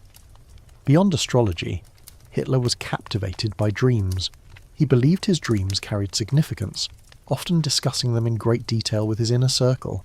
He once claimed a dream warned him not to enter a trench during World War I, a trench that was later bombed. From then on, he viewed his dreams as divine whispers, messages from destiny. If he dreamt of wolves, he took it as a sign of strength. If he dreamt of water, he avoided travel. Sometimes he claimed not to sleep at all for fear of what dreams might say. The imagery of dreams began to blend with Nazi symbolism. The swastika itself, adopted as the party's emblem, was drawn from ancient Indo-European symbology. Hitler didn't design it himself. It was suggested by others, but he was obsessed with its shape, the way it seemed to radiate power, as he described. He studied runes, ancient pagan symbols, and the folklore of Germanic tribes. His SS, under Himmler's guidance, embraced this fully, turning Wewelsburg Castle into a literal cult centre, complete with black sun motifs, occult ceremonies, and rune-inscribed ceremonial daggers. Even Hitler's architecture bore the weight of mysticism. He believed buildings could channel energy, that domes and arches could focus the will of a people. He demanded specific geometric ratios in blueprints, and once delayed a government building's construction for months because the numerology of its address was unfavourable. Albert Speer, ever the pragmatist, learned to present plans with just enough symbolic flourish to pass muster. Then there were the rituals, those strange, superstitious habits Hitler kept with religious regularity. He carried a lucky charm, a small iron cross he had won in World War I, wrapped in a velvet pouch. He kissed it before major speeches. He refused to start any operation on the 13th of the month. He insisted on entering and exiting rooms from the same door. At meals, he would sometimes rearrange items on the table into symmetrical patterns before eating, believing it centered the mind. His personal library included books on Atlantis, the lost continent he once referred to as the Aryan Cradle. He subscribed to theories that the Aryans were descended from a race of sun people, pure, noble, and meant to rule. He read up on Hollow Earth theory, and while he never publicly endorsed it, aides recall conversations where he speculated about worlds below ours, teeming with forgotten civilizations. One of the most curious stories involves Hitler's fascination with the Spear of Destiny, a legendary relic housed in the Hofburg Palace in Vienna. According to legend, this spear pierced the side of Christ during the crucifixion, and had passed through the hands of emperors and conquerors throughout history. Hitler reportedly saw it during his time in Vienna, and believed it held mystical power. When Germany annexed Austria, one of his first orders was to seize the spear and bring it to Nuremberg. It was placed in a heavily guarded vault and became, to him, a symbol of divine authority. Theologians and scholars have debated whether Hitler truly believed in the spear's power or simply loved its mythos, but to his inner circle it was clear. He saw history not as a linear march, but a cycle of symbols, signs, and fated returns. He wasn't just playing politics, he was playing prophecy. Of course, not all of Hitler's superstitions were grand. Some were deeply personal. He feared the number 7. He refused to eat green beans. He avoided cats.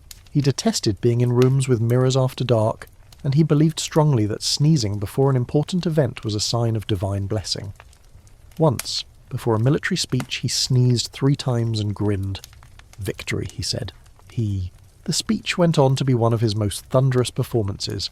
What's perhaps most chilling is how these fringe beliefs weren't isolated. They seeped into policy, into war planning, into genocide. The racial theories that underpinned the Holocaust were themselves laced with pseudo-scientific myth. Nordic purity, bloodlines, mystical destiny. The obsession with purity wasn't just biological, it was spiritual, ideological, supernatural. And yet, as defeat loomed, Hitler's reliance on fortune-telling only deepened. He became more erratic, more fixated on dates, dreams, and omens. When generals urged him to retreat, he refused, not out of logic, but because a dream had told him the tide would turn. "The stars have not finished their work," he whispered one night. Days later, another city fell. In the bunker, far from the sky he once consulted, Hitler became quiet about the stars. But not because he had stopped believing, because he believed their silence was punishment, that destiny had withdrawn its favour, that the cosmos, once his silent partner, had cast him out. He died surrounded not by prophecy, but by concrete. No star maps, no runes, just silence. The moment Adolf Hitler slipped into his tailored uniform each morning, something transformed, not just in his appearance but in his demeanour. The grey tunic, the iron cross pinned to his chest, the black leather boots with their surgical shine, these weren't just clothes. They were a second skin, a costume for the role he insisted on playing until the bitter end. He didn't merely dress like a dictator. He curated his image with the precision of a couturier, turning fashion into yet another domain of control, symbolism, and, of course, obsession. Hitler's fashion habits were peculiar, rigid, and theatrical. To begin with, he was deeply involved in the design of his personal uniform. While other military leaders wore decorations from past battles and ranks stacked like medals on a Christmas tree, Hitler kept it intentionally minimal. The swastika armband, the Iron Cross, and the party eagle. His aim wasn't modesty, it was branding. He wanted to be instantly recognisable, iconic even, and it worked. That grey tunic, buttoned tight at the throat, became as synonymous with his image as the moustache under his nose. Every garment Hitler wore was custom-made. Tailors were carefully selected, bound by secrecy, and expected to meet exacting standards. Measurements were updated regularly, fabrics tested for their resilience under lighting and camera flash, He favoured wool blends, soft to the touch, but firm enough to hold their structure. He despised silk, too slippery, detested linen, too wrinkly, and he loathed any garment that drew attention to the imperfections of his frame. His tailoring was also practical. The jackets were slightly padded at the shoulders to create an illusion of strength. The pants tapered precisely to the ankle, always worn with socks dyed to match the boot leather. Buttons were polished before each appearance. Even his zippers were specially reinforced to avoid embarrassing malfunctions. And if you think he left fashion to chance, consider this. One tailor admitted to creating no fewer than 30 nearly identical tunics, each with microscopic differences in collar height and cuff width, so that Hitler could choose based on mood. Then there was the cape. Yes, the cape. In colder weather, Hitler would sometimes drape a long, dark military cape over his uniform.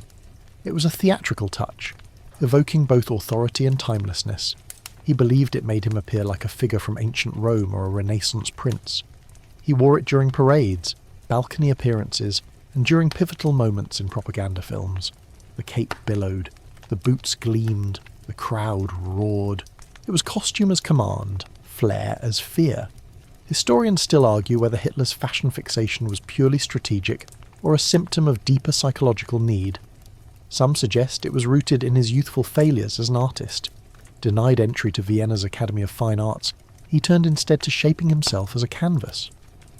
Others point to his deep-seated need for control. Clothing became one more variable to master, to repeat, to ritualize. Yet even within this framework of discipline, quirks abounded. For example, Hitler refused to wear any necktie with a printed pattern. Solid colours only, preferably black or dark red. He believed patterns distracted from the clarity of the face. He also avoided pocket squares, too frivolous, and wore belts instead of suspenders, though the latter were more comfortable. Aides suspected he thought suspenders looked old-fashioned, and he loathed being associated with anything that might make him appear weak, outdated, or bourgeois. Shoes were another domain of obsession. Hitler wore custom boots with subtly raised heels, not enough to be obvious, but just enough to add height. He was sensitive about his stature. At roughly 5 feet 8 inches, he stood shorter than many of his generals, and he took deliberate steps to appear taller in public photographs. Platforms in podiums, strategic photo angles, even stages built with a slight incline to elevate him just above those nearby. The illusion of dominance had to be total. Behind closed doors, his wardrobe was less formal, but no less particular. At the Berghof, he wore soft grey slacks, white or cream-coloured shirts, and occasionally a light cardigan. But even these casual clothes were meticulously arranged. No wrinkles, no stains. Pyjamas were pressed. Bathrobes were monogrammed. Slippers were arranged toe first toward the bed every evening by his valet. And while he forbade himself many of the luxuries enjoyed by his inner circle, he made exceptions when it came to fabrics. His undergarments, for example, were made from the imported Egyptian cotton. His socks were spun from merino wool. His gloves, lined with cashmere. These indulgences weren't for vanity, he claimed, but for function. The body must be free of distractions, he once told an aide. It was a curious justification from a man who simultaneously expected the world to conform to his discomforts. Then there was Eva Braun. Eva, with her fashionable dresses and love of photography, was something of a walking contradiction in Hitler's world. She dressed flamboyantly by comparison, bright colours, soft fabrics, the occasional fur. Hitler didn't mind, as long as her wardrobe was confined to private spaces. He disliked public images of them together, partly because he wanted to preserve the myth of the solitary leader, and partly because her clothing, in his view, diluted the message. One staff member overheard him say, "There is no room for silk in the Reich." He monitored the uniforms of those around him as well. Himmler, Goering, and other high-ranking officials were expected to wear specific regalia, each symbol-laden and strictly codified. The SS, with their black uniforms and death's head insignia, became the very embodiment of terror wrapped in fabric. But even here, Hitler exerted influence. He personally approved colour palettes, armband placements, and insignia changes. Nothing escaped his scrutiny. In fact, he loathed improvisation. Once, during a rally, a junior officer showed up with an unauthorised medal pinned to his chest. Hitler noticed. The man was removed, the medal stripped. "We are not a circus," he muttered. And yet, circus-like it was. Every uniform a costume, every gesture rehearsed. One of the strangest details in his fashion life came during the final days in the bunker. Even as the walls shook with artillery and the ceiling dripped with condensation, Hitler insisted on dressing fully each morning. Shirt, tie, tunic, boots. No pyjamas, no lounging, no surrender to circumstance. His body may have been trembling, but his outfit was immaculate. "If this is the end," he told one aide, "I will meet it properly dressed." It's not hard to see the symbolism here. In a world collapsing, his clothing became a final defence, a ritual that preserved the illusion of control. Outside, chaos. Inside, creases ironed to perfection. There are even reports that in the last hours of his life he selected his clothing with unusual care. Black trousers, grey tunic, iron cross, swastika armband. The uniform he wanted to be remembered in. The costume he believed told the story. Today, many of these garments, those that survived, are locked away, studied by historians, rarely displayed. Not because they are unremarkable, but because they carry weight. They were tools of identity, artifacts of control, fabric stitched with fear. In the end, Hitler didn't just wear clothes, he weaponized them. Every button, every hem, every fold served the myth. And when the myth began to unravel, the uniform remained, neatly pressed, perfectly worn, a mask for a man slowly disappearing behind the seams. By 1945, the maps on the walls no longer brought hope. In the subterranean heart of Berlin, the Führerbunker had become a mausoleum of delusion, and Adolf Hitler, once hailed as a master strategist, now a shadow in ill-fitting boots, was spending his final days in a dark choreography of compulsive habits and bunker-bound rituals. The war was lost. The city above groaned under the weight of Soviet artillery, and yet in the damp belly of the Reich, Hitler clung to the only things he had left: routine, sugar, and fantasy. The atmosphere inside the bunker was suffocating, literally and emotionally. The concrete walls were thick, but not thick enough to drown out the distant booms of collapsing buildings, or the rattle of anti-aircraft fire. The air stank of mildew, unwashed uniforms, and fear. Light was dim, filtered through weak bulbs strung along ceiling pipes.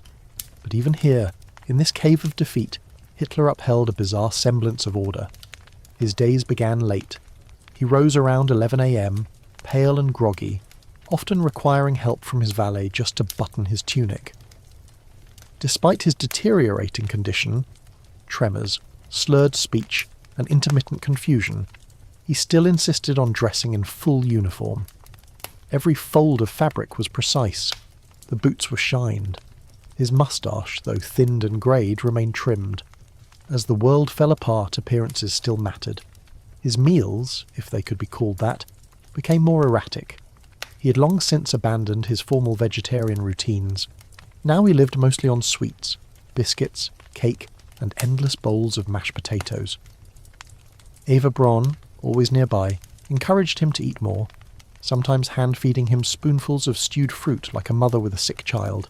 She had taken to wearing makeup and perfume even in the bunker, as if ignoring the destruction outside might somehow make it unreal. One of Hitler's most compulsive habits during these final days was pacing. He walked the same narrow corridor over and over, back and forth, like a caged animal. Sometimes he'd mutter to himself, lists of names, bits of military jargon, lines from speeches he once delivered. Other times, he'd speak full sentences to an invisible audience. They'll see, they'll understand, history won't forget. The guards avoided eye contact. Secretaries pretended not to hear. Maps covered the walls, not updated ones, of course. The actual front lines had moved too fast to keep pace. But Hitler continued to study them, fingers tracing borders that no longer existed. He'd stand with his pointer in hand, directing phantom troops across faded ink. We move here, then strike from the south. His generals would nod, humour the ritual, then discard the fantasy once he turned his back. Historians still argue how much of this behaviour was delusion, and how much was performative, a desperate attempt to maintain control, even over ghosts. Some suggest he was aware, at least partly, that the game was over. Others argue he clung to hope until the very last broadcast. Either way, his actions in the bunker paint the picture of a man unravelling within the very structure he had built. There were odd bursts of energy, though, moments when he'd suddenly animate, commanding briefings, ordering impossible counterattacks, or ranting about betrayal. "The generals have failed me," he'd hiss. "The SS are full of cowards. The people were not worthy." These tirades could last hours. His voice would crack, his fists tremble, his face flush with fury. Then he'd fall silent again, like a wind-up toy running out of tension. Tea was still served each evening, though the table was chipped and the cups mismatched. He drank it with shaking hands, barely able to hold the cup steady. Sometimes he added sugar, 3, 4, even 5 lumps. His sweet tooth, always strong, had become almost childlike. When asked what he wanted to eat, he would often reply simply, "Cake." Visitors to the bunker were now few and far between. Most had fled, defected, or disappeared. Those who remained, Goebbels, Bormann, Eva, spoke in hushed tones, trying to maintain some semblance of routine. The radio played classical music. Newspapers were still delivered, though filled with lies. Letters were sorted, even though no one wrote back. And yet, despite the desperation, Hitler's routines became even more rigid. He dictated imaginary orders to his stenographers. He held meetings in the briefing room, speaking to maps as though they were men. He ordered soldiers to non-existent posts. He drafted awards for bravery no one would receive.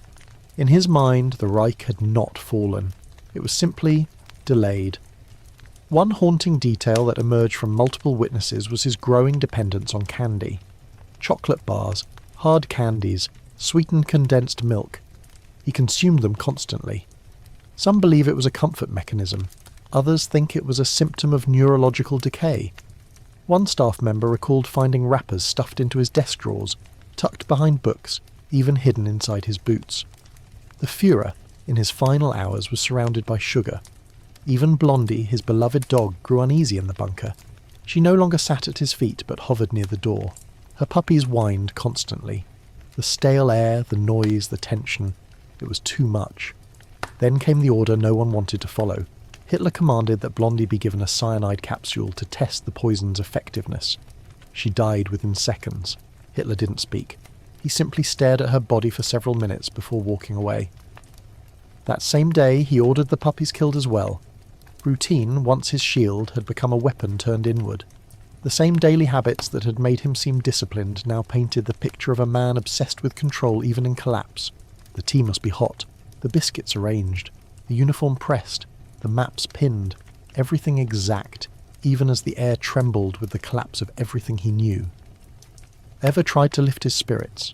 She danced in the corridor once, spinning in a silk dress, pretending they were at the Berghof again. Hitler smiled faintly, but didn't join her. He couldn't. His body no longer moved with grace. His knees cracked, his posture hunched. Even his voice had thinned to a strained rasp. One of the strangest rituals during these final days involved his library. What remained of it had been brought down into the bunker. Dog-eared copies of philosophy texts, military histories, a few tattered novels. Hitler would sometimes pull a book from the shelf, open it to the middle, and begin reading aloud to himself. It didn't matter what it said. The act of reading was enough.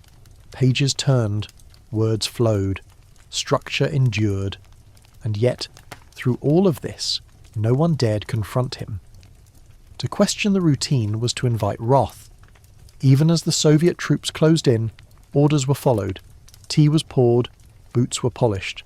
The illusion, however frayed, had to be maintained. On April 30th, the ritual ended. Hitler dressed for the last time. Tunic, iron cross, grey trousers, black boots. No cape, no applause, just silence. He said his farewells quietly, almost formally. Then he and Eva retreated to his room. Minutes later, 2 sharp sounds echoed through the hallway. The staff paused, waited, then entered. The man of habit, of rituals and maps and sugar cubes, was gone. And the bunker, once a fortress of steel resolve and porcelain teacups, became just another tomb, cluttered with half-eaten biscuits, scorched uniforms, and the lingering scent of menthol.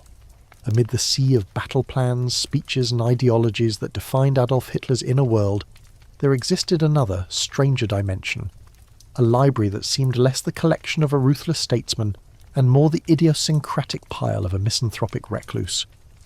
His reading habits were peculiar. contradictory and at times downright bizarre.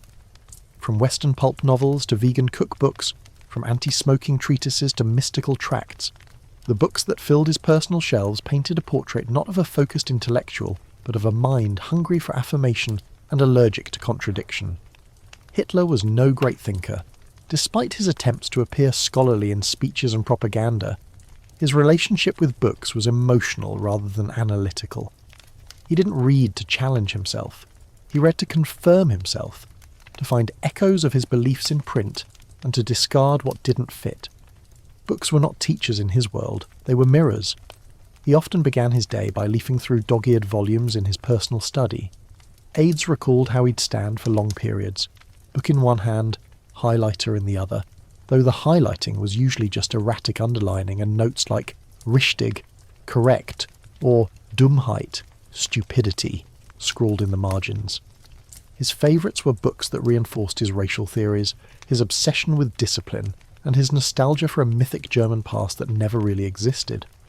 One of his most read authors was Karl May, a 19th century German novelist best known for writing adventure stories about the American Wild West. Hitler was reportedly obsessed with May's tales of noble Native Americans, stoic frontiersmen, and sweeping desert landscapes, despite the fact that May himself had never set foot in the Americas. As a teenager, Hitler devoured these books, rereading them well into adulthood. Even in the bunker, a copy of May's Winnetou was found among his belongings, worn at the edges, still smelling faintly of tobacco and thyme. Historians still debate why he clung to these juvenile tales. Some suggest they offered a fantasy world where morality was clear-cut and heroic, masculinity unchallenged. Others point to Hitler's love of drama and archetype. He preferred a cowboy myth to the messy reality of modern life. Whatever the reason, May's novels served as a kind of bedtime fable for a man who never grew past his own narrative. Beyond fiction, Hitler devoured books on history, architecture, and notably health. He read obsessively about vegetarianism, fasting, natural remedies, and digestive therapies. His library contained dozens of books on diet, from detailed scientific manuals to quirky wellness guides, promising longevity through garlic water and lemon juice cleanses.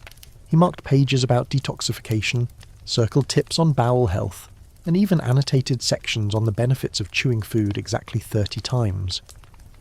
If you ever wondered how a dictator could read a book about cabbage soup while planning a genocide, here's your answer: disconnection. One volume found in his collection was titled The Prevention of Tobacco-Related Disease, a German anti-smoking manifesto that argued cigarettes weakened the German race and destroyed the mind's clarity. Hitler underlined entire paragraphs with enthusiasm, adding comments like, "This is our enemy," in the margins. He hated smoking with a vengeance. He banned it in his presence, ranted about it in speeches, and once offered monetary rewards to staff who could quit. And yet, curiously, he allowed Goering and others to smoke privately, turning a blind eye as long as it didn't drift into his airspace. Oddly, among the many wellness books, a few stood out for their absurdity. One particularly strange title, Vibrational Healing Through Colour and Music, suggested that disease could be cured by bathing in coloured lights and listening to harmonised piano chords. Hitler highlighted sections about tuning the body's frequency, though it's unclear whether he took it seriously or just liked the sound of the words. His reading list also included books on ancient civilizations, particularly those that supported his belief in Aryan supremacy. He read translations of the Rig Veda, the ancient Indian texts, looking for connections between Sanskrit and Germanic languages. He kept books on Atlantis, the mythical island he believed might have been the cradle of Aryan ancestors. And of course, he read Nietzsche, not deeply, not well, but enough to quote him out of context when it suited his ideology. It's worth noting that Nietzsche's actual philosophy bore little resemblance to the simplified, distorted version Hitler used. Nietzsche's disdain for herd mentality and organised religion was twisted into Nazi slogans about strength and willpower. The philosopher's contempt for nationalism was ignored entirely, yet Hitler kept his books on the shelf like trophies, tangible proof that the great minds agreed with him, even when they didn't. Despite this seemingly wide range of reading, there were strict limits. Hitler refused to read anything by Jewish authors. He banned most foreign books from his inner circle's shelves, and discouraged staff from recommending works outside the ideological script. If a book mentioned ideas he disliked, feminism, liberalism, modern art, it was dismissed outright. The word Bolshevik in a title was enough to send a volume straight into the trash. But what makes his book collection truly eerie is how ordinary some of it was. Nestled between books about racial theory and military history were novels, cookbooks, even a guide to home plumbing. One aide claimed he once found Hitler flipping through a gardening manual, murmuring about soil acidity. Another remembered him thumbing through a children's book about alpine animals, tracing the drawings with one finger like a boy lost in daydream. This odd assortment became more than a private collection. It was a curated mythology. Hitler used books to shape his persona, the intellectual, the reformer, the prophet. He quoted from them selectively, rarely citing sources, and often twisting facts to fit whatever argument he happened to be making. Books were not companions or tools for discovery. They were hammers, sharpened to smash home a point. And yet, for all this control, contradictions remained. He read about non-violence in Eastern religions but championed war. He admired Spartan discipline but lived on sugar and sedatives. He annotated treatises on humility while commissioning giant statues of himself. One volume found among his possessions was a translation of Laozi's Tao Te Ching, a text that preached peace, balance, and the wisdom of yielding. That it sat beside volumes advocating genocide remains one of the great paradoxes of his legacy. In his final weeks, the bunker library became something of a shrine. Books were moved closer to his sleeping quarters. Stacks grew around his chair. He was often seen rereading pages he'd long since memorised, as though hoping a different outcome might emerge from the same old sentences. He marked one volume, the memoir of a failed Austrian artist, with fresh notes. He underlined a passage that read, "Failure teaches the value of persistence." Beneath it, he wrote, "But only the worthy persist." When the Red Army finally breached Berlin and the bunker was overrun, many of Hitler's books were confiscated, scattered, or burned. Some ended up in archives. Others disappeared into private collections. Today, his marginalia are studied by scholars, not for their wisdom, but for their insight into a fractured psyche. A man who believed the right sentence could justify the worst crimes. Perhaps the most chilling detail. His copy of Mein Kampf, dog-eared and annotated, sat not at the centre of the library, but on a low shelf by the door. It was no longer the foundation. It was the starting pistol. Everything that followed, the books on bloodlines, the fables of conquest, the health manuals and war histories, was part of the same mad script. One written in ink but played out in blood. The bunker walls, though thick with steel and cement, couldn't quite contain the whispers. They seeped through cracks in conversations, trickled between rumours passed among guards and aides. Some spoke in hushed tones of the Führer's night screams.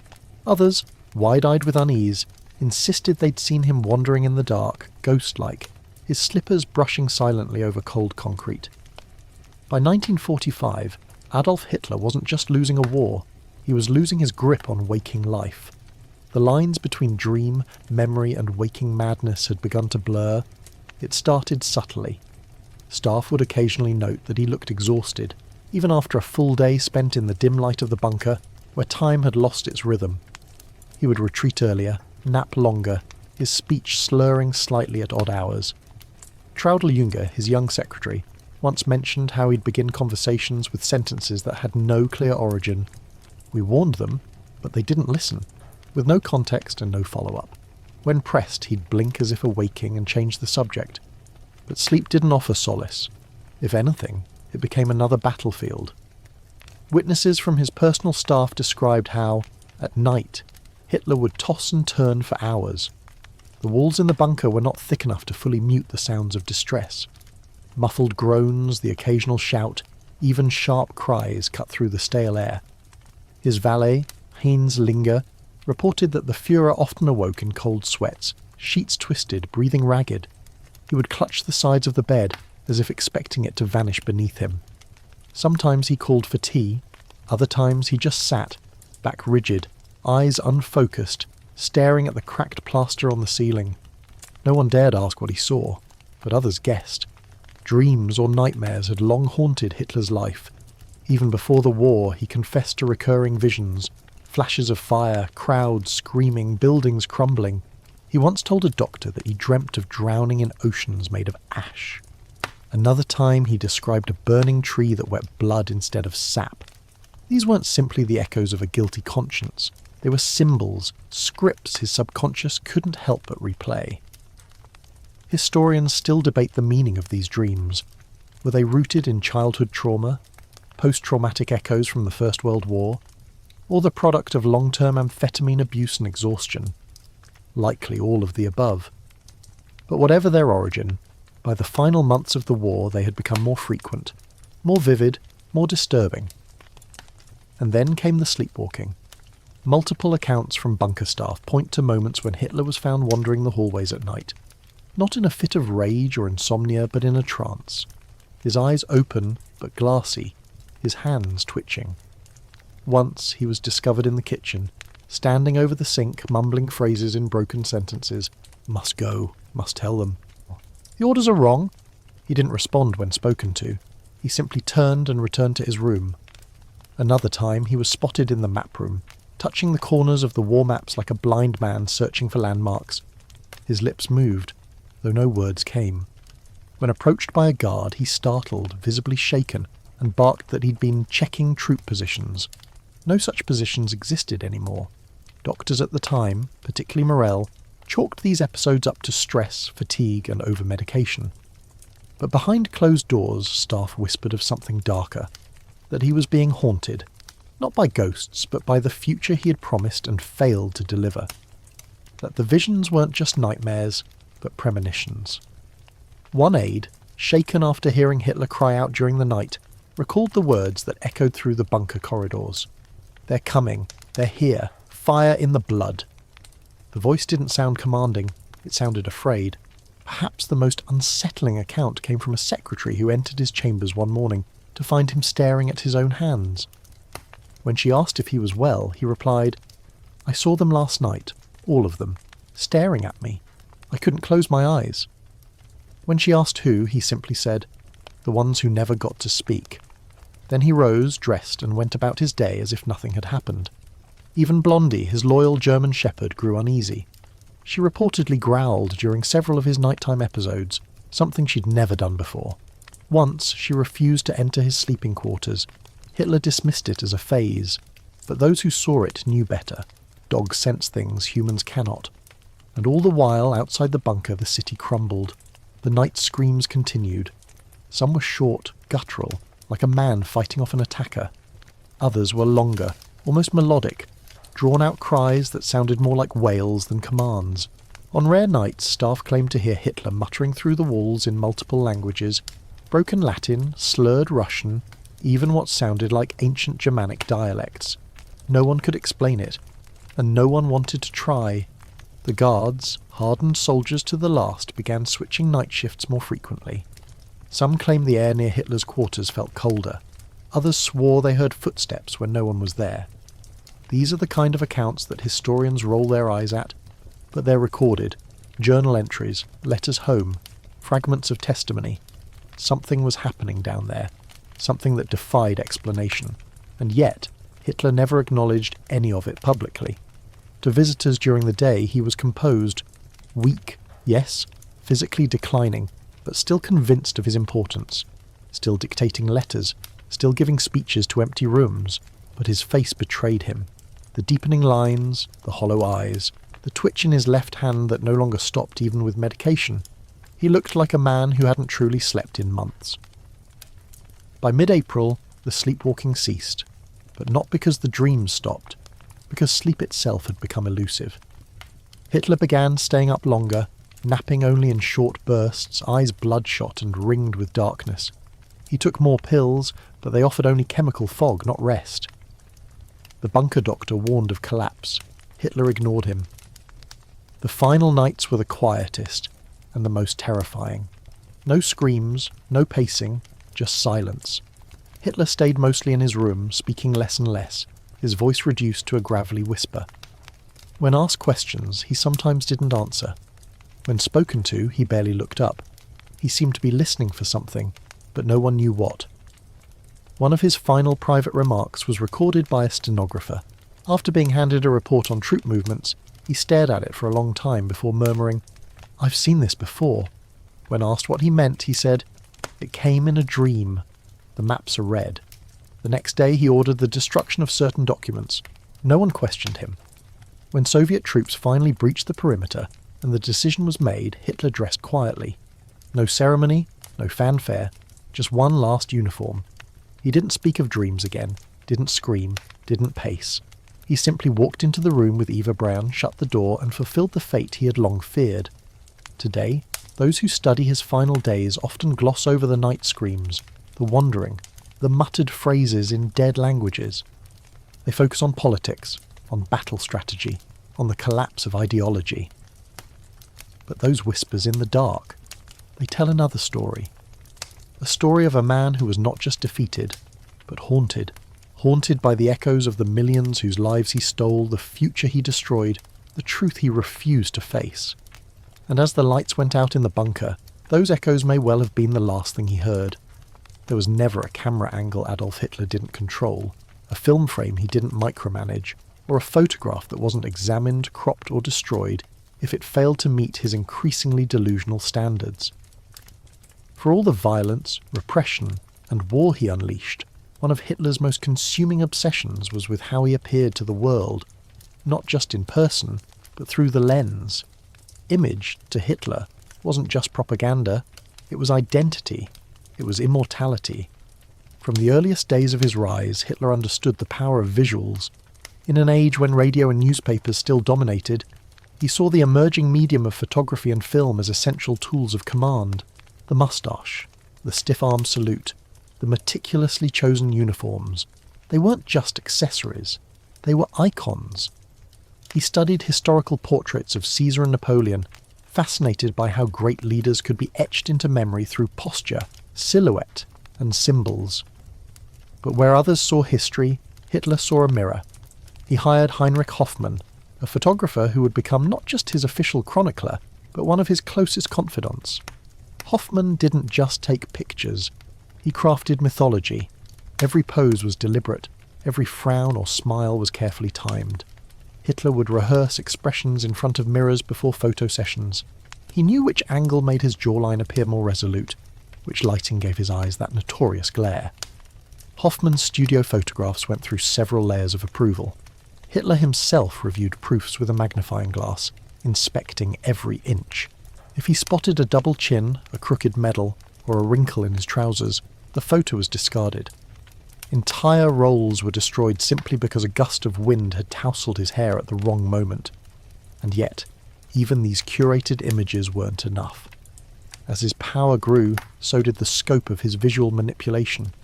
Nazi propaganda materials, particularly posters and banners, began using stylized versions of Hitler's face, filtered through an almost religious lens. He wasn't just a leader, he was an icon, glowing under heavenly beams, eyes pointed towards some grand future. It was blasphemous in its intensity, a secular sainthood in sepia tone. Film became his next frontier.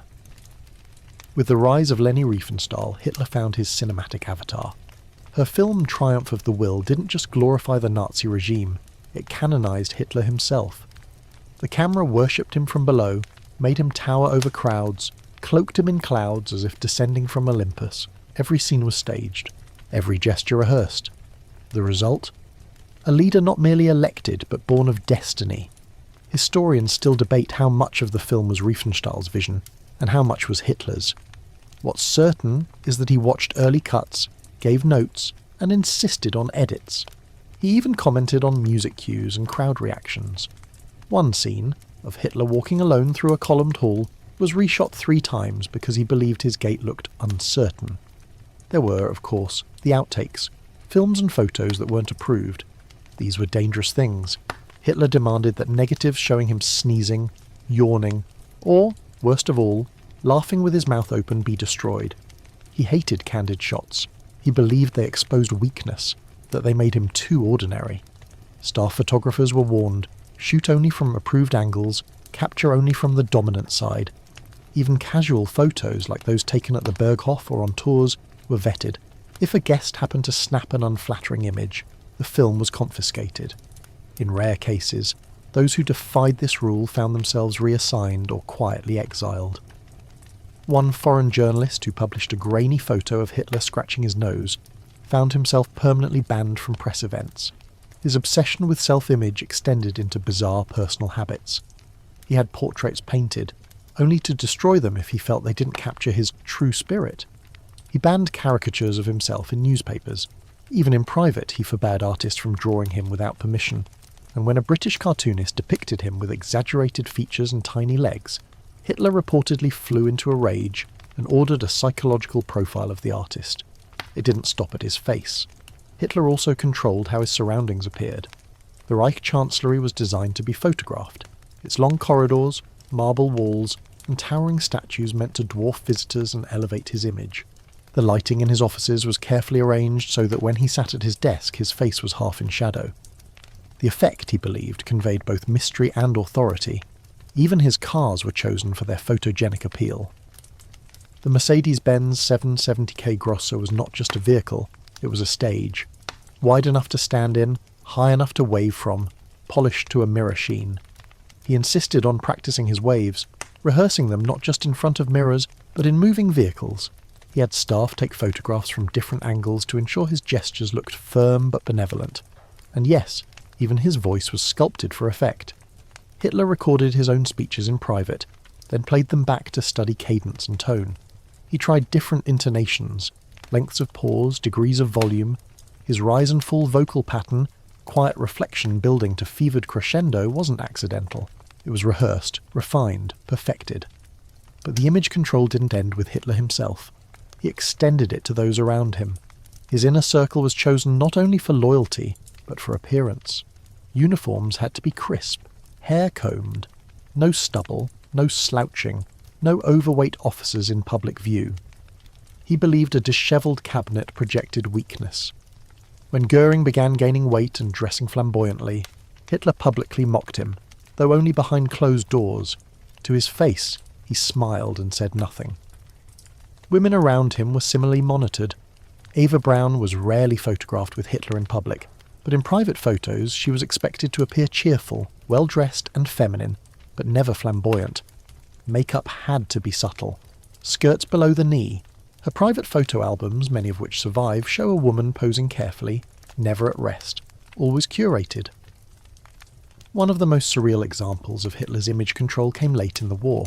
As Allied bombings devastated German cities and millions fled their homes, the Nazi propaganda office released new portraits of Hitler. Calm, composed, seated with a thoughtful gaze. These weren't new photos. They were retouched, airbrushed versions of older images, designed to project confidence even as everything crumbled. And perhaps that's the final, most haunting contradiction. As the Reich collapsed, as Berlin burned, and the bunker shook under artillery fire, Hitler still demanded appearances be maintained. Even then his moustache was trimmed, his boots were shined, his hair combed with care. He refused to be seen in a bathrobe. He insisted on being addressed formally.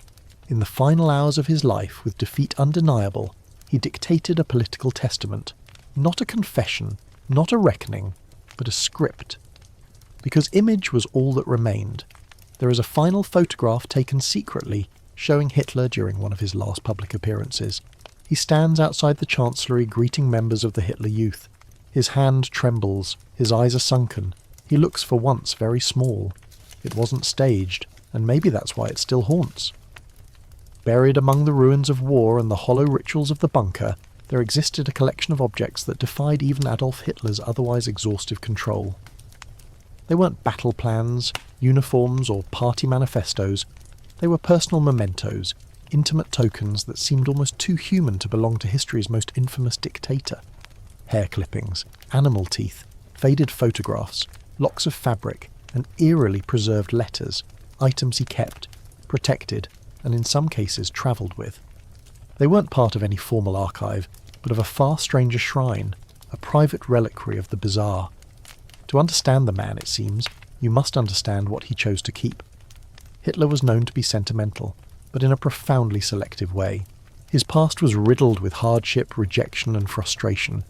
Yet he clung to certain items from these years with intense fervour. Chief among them was a lock of his mother Clara's hair, wrapped in a yellowing handkerchief and stored in a velvet-lined case. He kept it hidden in a drawer for decades. Every year on the anniversary of her death, he took it out, held it silently, and then returned it to its hiding place. A touching gesture, until one remembers this is the same man who showed no remorse for destroying millions of other families. His childhood photographs, most carefully preserved in albums, were rarely shown to others, but they existed. Small, sepia images of a boy in stiff-wool trousers, standing awkwardly in posed family shots. Some he marked with pencil notes in the margins. Age 9, before school, or curiously, good weather that day. One photo, believed to be of his teenage dog Fuchsel, was tucked into a book of poetry and discovered only after the war. Then there were the odd relics from his World War I service. Hitler kept a bullet casing from a battlefield in France, not the one that wounded him, but one he claimed to have found near the body of a fallen comrade. He wrapped it in a cloth and labelled it, in his careful script, Kamerad, 1916. He also preserved his Iron Cross medal with religious reverence, keeping it in a glass case that travelled with him even in the final weeks in Berlin. At night, when no one was watching, he reportedly took it out and held it, rubbing his thumb over its cold surface like a talisman. But stranger still were the keepsakes that had no clear meaning. A small bundle of dog teeth, likely from Blondie's pups, were found among his possessions in the bunker. Why he kept them remains unknown. Some speculate they were remnants of a grim ritual, a sign of mourning for the animals he trusted more than humans. Others see it as a desperate grasp for control, preserving what little remained in a world that was otherwise falling apart. A piece of brick from the building where he was born in Braunau am Inn. A handwritten note from an early supporter, thanking him for a speech in 1921. A pressed Edelweiss flower, long since browned, hidden inside a copy of Faust. These objects weren't catalogued or displayed. They were scattered, tucked away in drawers, wrapped in tissue, folded into documents. Quiet reminders, anchors. One of the most controversial items discovered after the war was a series of sketches and paintings. Not political illustrations or architectural fantasies, but rough portraits of people. Some were caricatures, others almost tender. A woman's face drawn with charcoal. A child sitting beside a tree. Most lacked names, but the strokes were hesitant, incomplete. Some art historians believe these were private attempts at capturing faces he couldn't forget, or couldn't admit to missing. Hitler also kept strange gifts from those in his inner circle, tokens of loyalty that he never seemed to part with. A gold pen from Goebbels, a handmade chessboard from Albert Speer, crafted with wood taken from a bombed-out cathedral, a monogrammed handkerchief from Eva Braun, embroidered with tiny red letters, Für dich. These weren't just trinkets, they were signals, markers of loyalty, of intimacy, of the closed circuit of people who shared his increasingly claustrophobic world. Perhaps the most unsettling of these keepsakes was a tattered copy of the Protocols of the Elders of Zion, a notorious anti-Semitic forgery. Unlike other books in his collection, this one was heavily annotated. Margins filled with arrows, exclamation marks, and words underlined 3 or 4 times. It was dog-eared, smudged with fingerprints, and always within reach. It was less a book than a blueprint, for a worldview rooted in hatred and paranoia, and yet, in its worn pages, Hitler found what he considered vindication. He also kept letters, hundreds of them. Most were filtered by staff, but a few he insisted on reading himself. Letters from children, from housewives, from students who saw him as a saviour. Some he kept. Others he dictated responses to, including a letter from a young girl in Munich who had written, "Dear Mr. Hitler, I want to be a soldier too. Please win the war." He reportedly smiled, then ordered a thank you note and a photograph of himself be sent in reply. One letter, unsigned and unmailed, was found in the bunker, folded into the pages of a calendar. It read simply, "They don't believe me anymore, but I was right. You'll see." No one knows if it was addressed to anyone, or just to himself. There were also physical habits tied to these keepsakes. Hitler would sometimes open a drawer, take out a small item, a ribbon, a medal, a card, and simply hold it for several minutes. He wouldn't speak. He wouldn't explain. He'd just sit with it, fingers brushing over its surface, eyes distant. Then he'd put it away. In one of his final nights in the bunker, He reportedly laid out several of these items on a table: the Iron Cross, the photograph of his mother, a sketch of Blondie, a pressed flower, and his birth certificate. He stared at them for nearly half an hour, then slowly returned them to their places, as if reviewing his own myth in miniature. There's something chilling about this. Not the keepsakes themselves, but what they suggest. That even in the midst of terror, Hitler never stopped crafting his narrative, not just for the world, but for himself. The mementos weren't just nostalgia, they were evidence, tokens from a life he believed had meaning, structure, destiny, even as it unravelled. In the end, none of these keepsakes saved him. They were gathered, boxed, catalogued by Allied forces, and sent off to archives. Some were destroyed, others locked away. A few leaked into private collections, traded in whispers and shadowy deals. Today they exist not as relics of greatness, but as remnants of delusion. A dog's tooth, a child's letter, a dried flower crushed between pages of hate. Each one a reminder that monsters do not emerge fully formed. They assemble themselves, one keepsake at a time.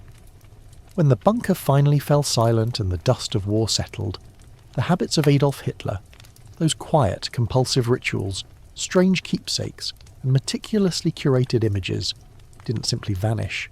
They lingered. In archives, in memories, in the spaces between historical fact and public fascination. But perhaps more unsettling than the habits themselves is how echoes of them continue to ripple through modern times, sometimes quietly, sometimes brazenly, like a ghost that refuses to be laid to rest. Long after the guns stopped, and the world tried to move on, Hitler's personal habits became subjects of intense study.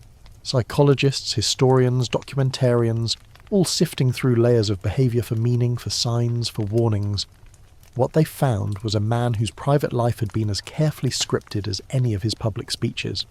But more than that, they found a blueprint. A template for control not through violence alone, but through image, ritual, and obsession. Consider, for example, how modern autocrats and strongmen obsess over their public appearance. The tailored uniforms, the oversized sunglasses, the theatrical salutes, all reminiscent of Hitler's own fixation with how he was perceived. It's no coincidence that so many leaders have adopted similar visual strategies: the long coat, the stoic pose, the edited photos. The theatre of power did not end in 1945, it evolved, and it isn't limited to politicians. Across the globe, public figures, from pop stars to influencers, curate their image with a level of intensity that would make Hitler nod in grim approval. The deliberate angles, the controlled lighting, the airbrushed filters. What once required a photographer like Hoffman can now be done with a smartphone and an app. The pursuit of the perfect image, once the domain of dictators, is now democratized. But the echoes go deeper than appearances. Take the obsession with wellness and diet. Hitler's fixation on digestive health, his endless reading about fasting and vegetarianism, his aversion to smoking, these once seemed like quirks of a neurotic man. But today they reflect modern trends taken to extremes. The wellness industry is rife with influencers promoting miracle diets, gut-healing regimens, detox programs, and pseudo-scientific claims that echo the fringe manuals Hitler marked with exclamation points. Even his fascination with esoterica, the dreams, omens, and astrology, has found new life in our age. Spiritual movements, conspiracy theorists, and charismatic figures often frame their ideologies around cosmic destiny, or coded symbols. The idea that a leader is chosen, that their path is written in the stars or whispered through dreams, remains alarmingly persistent. Social media only amplifies it. Once fringe beliefs are now shared by millions, often under the illusion of ancient wisdom. Historians still argue whether Hitler believed all of these things literally, or whether he simply used them to control. But the result is the same: an audience trained to see authority as ordained, not earned, mysticism as fact, fate as justification. And then there are the books.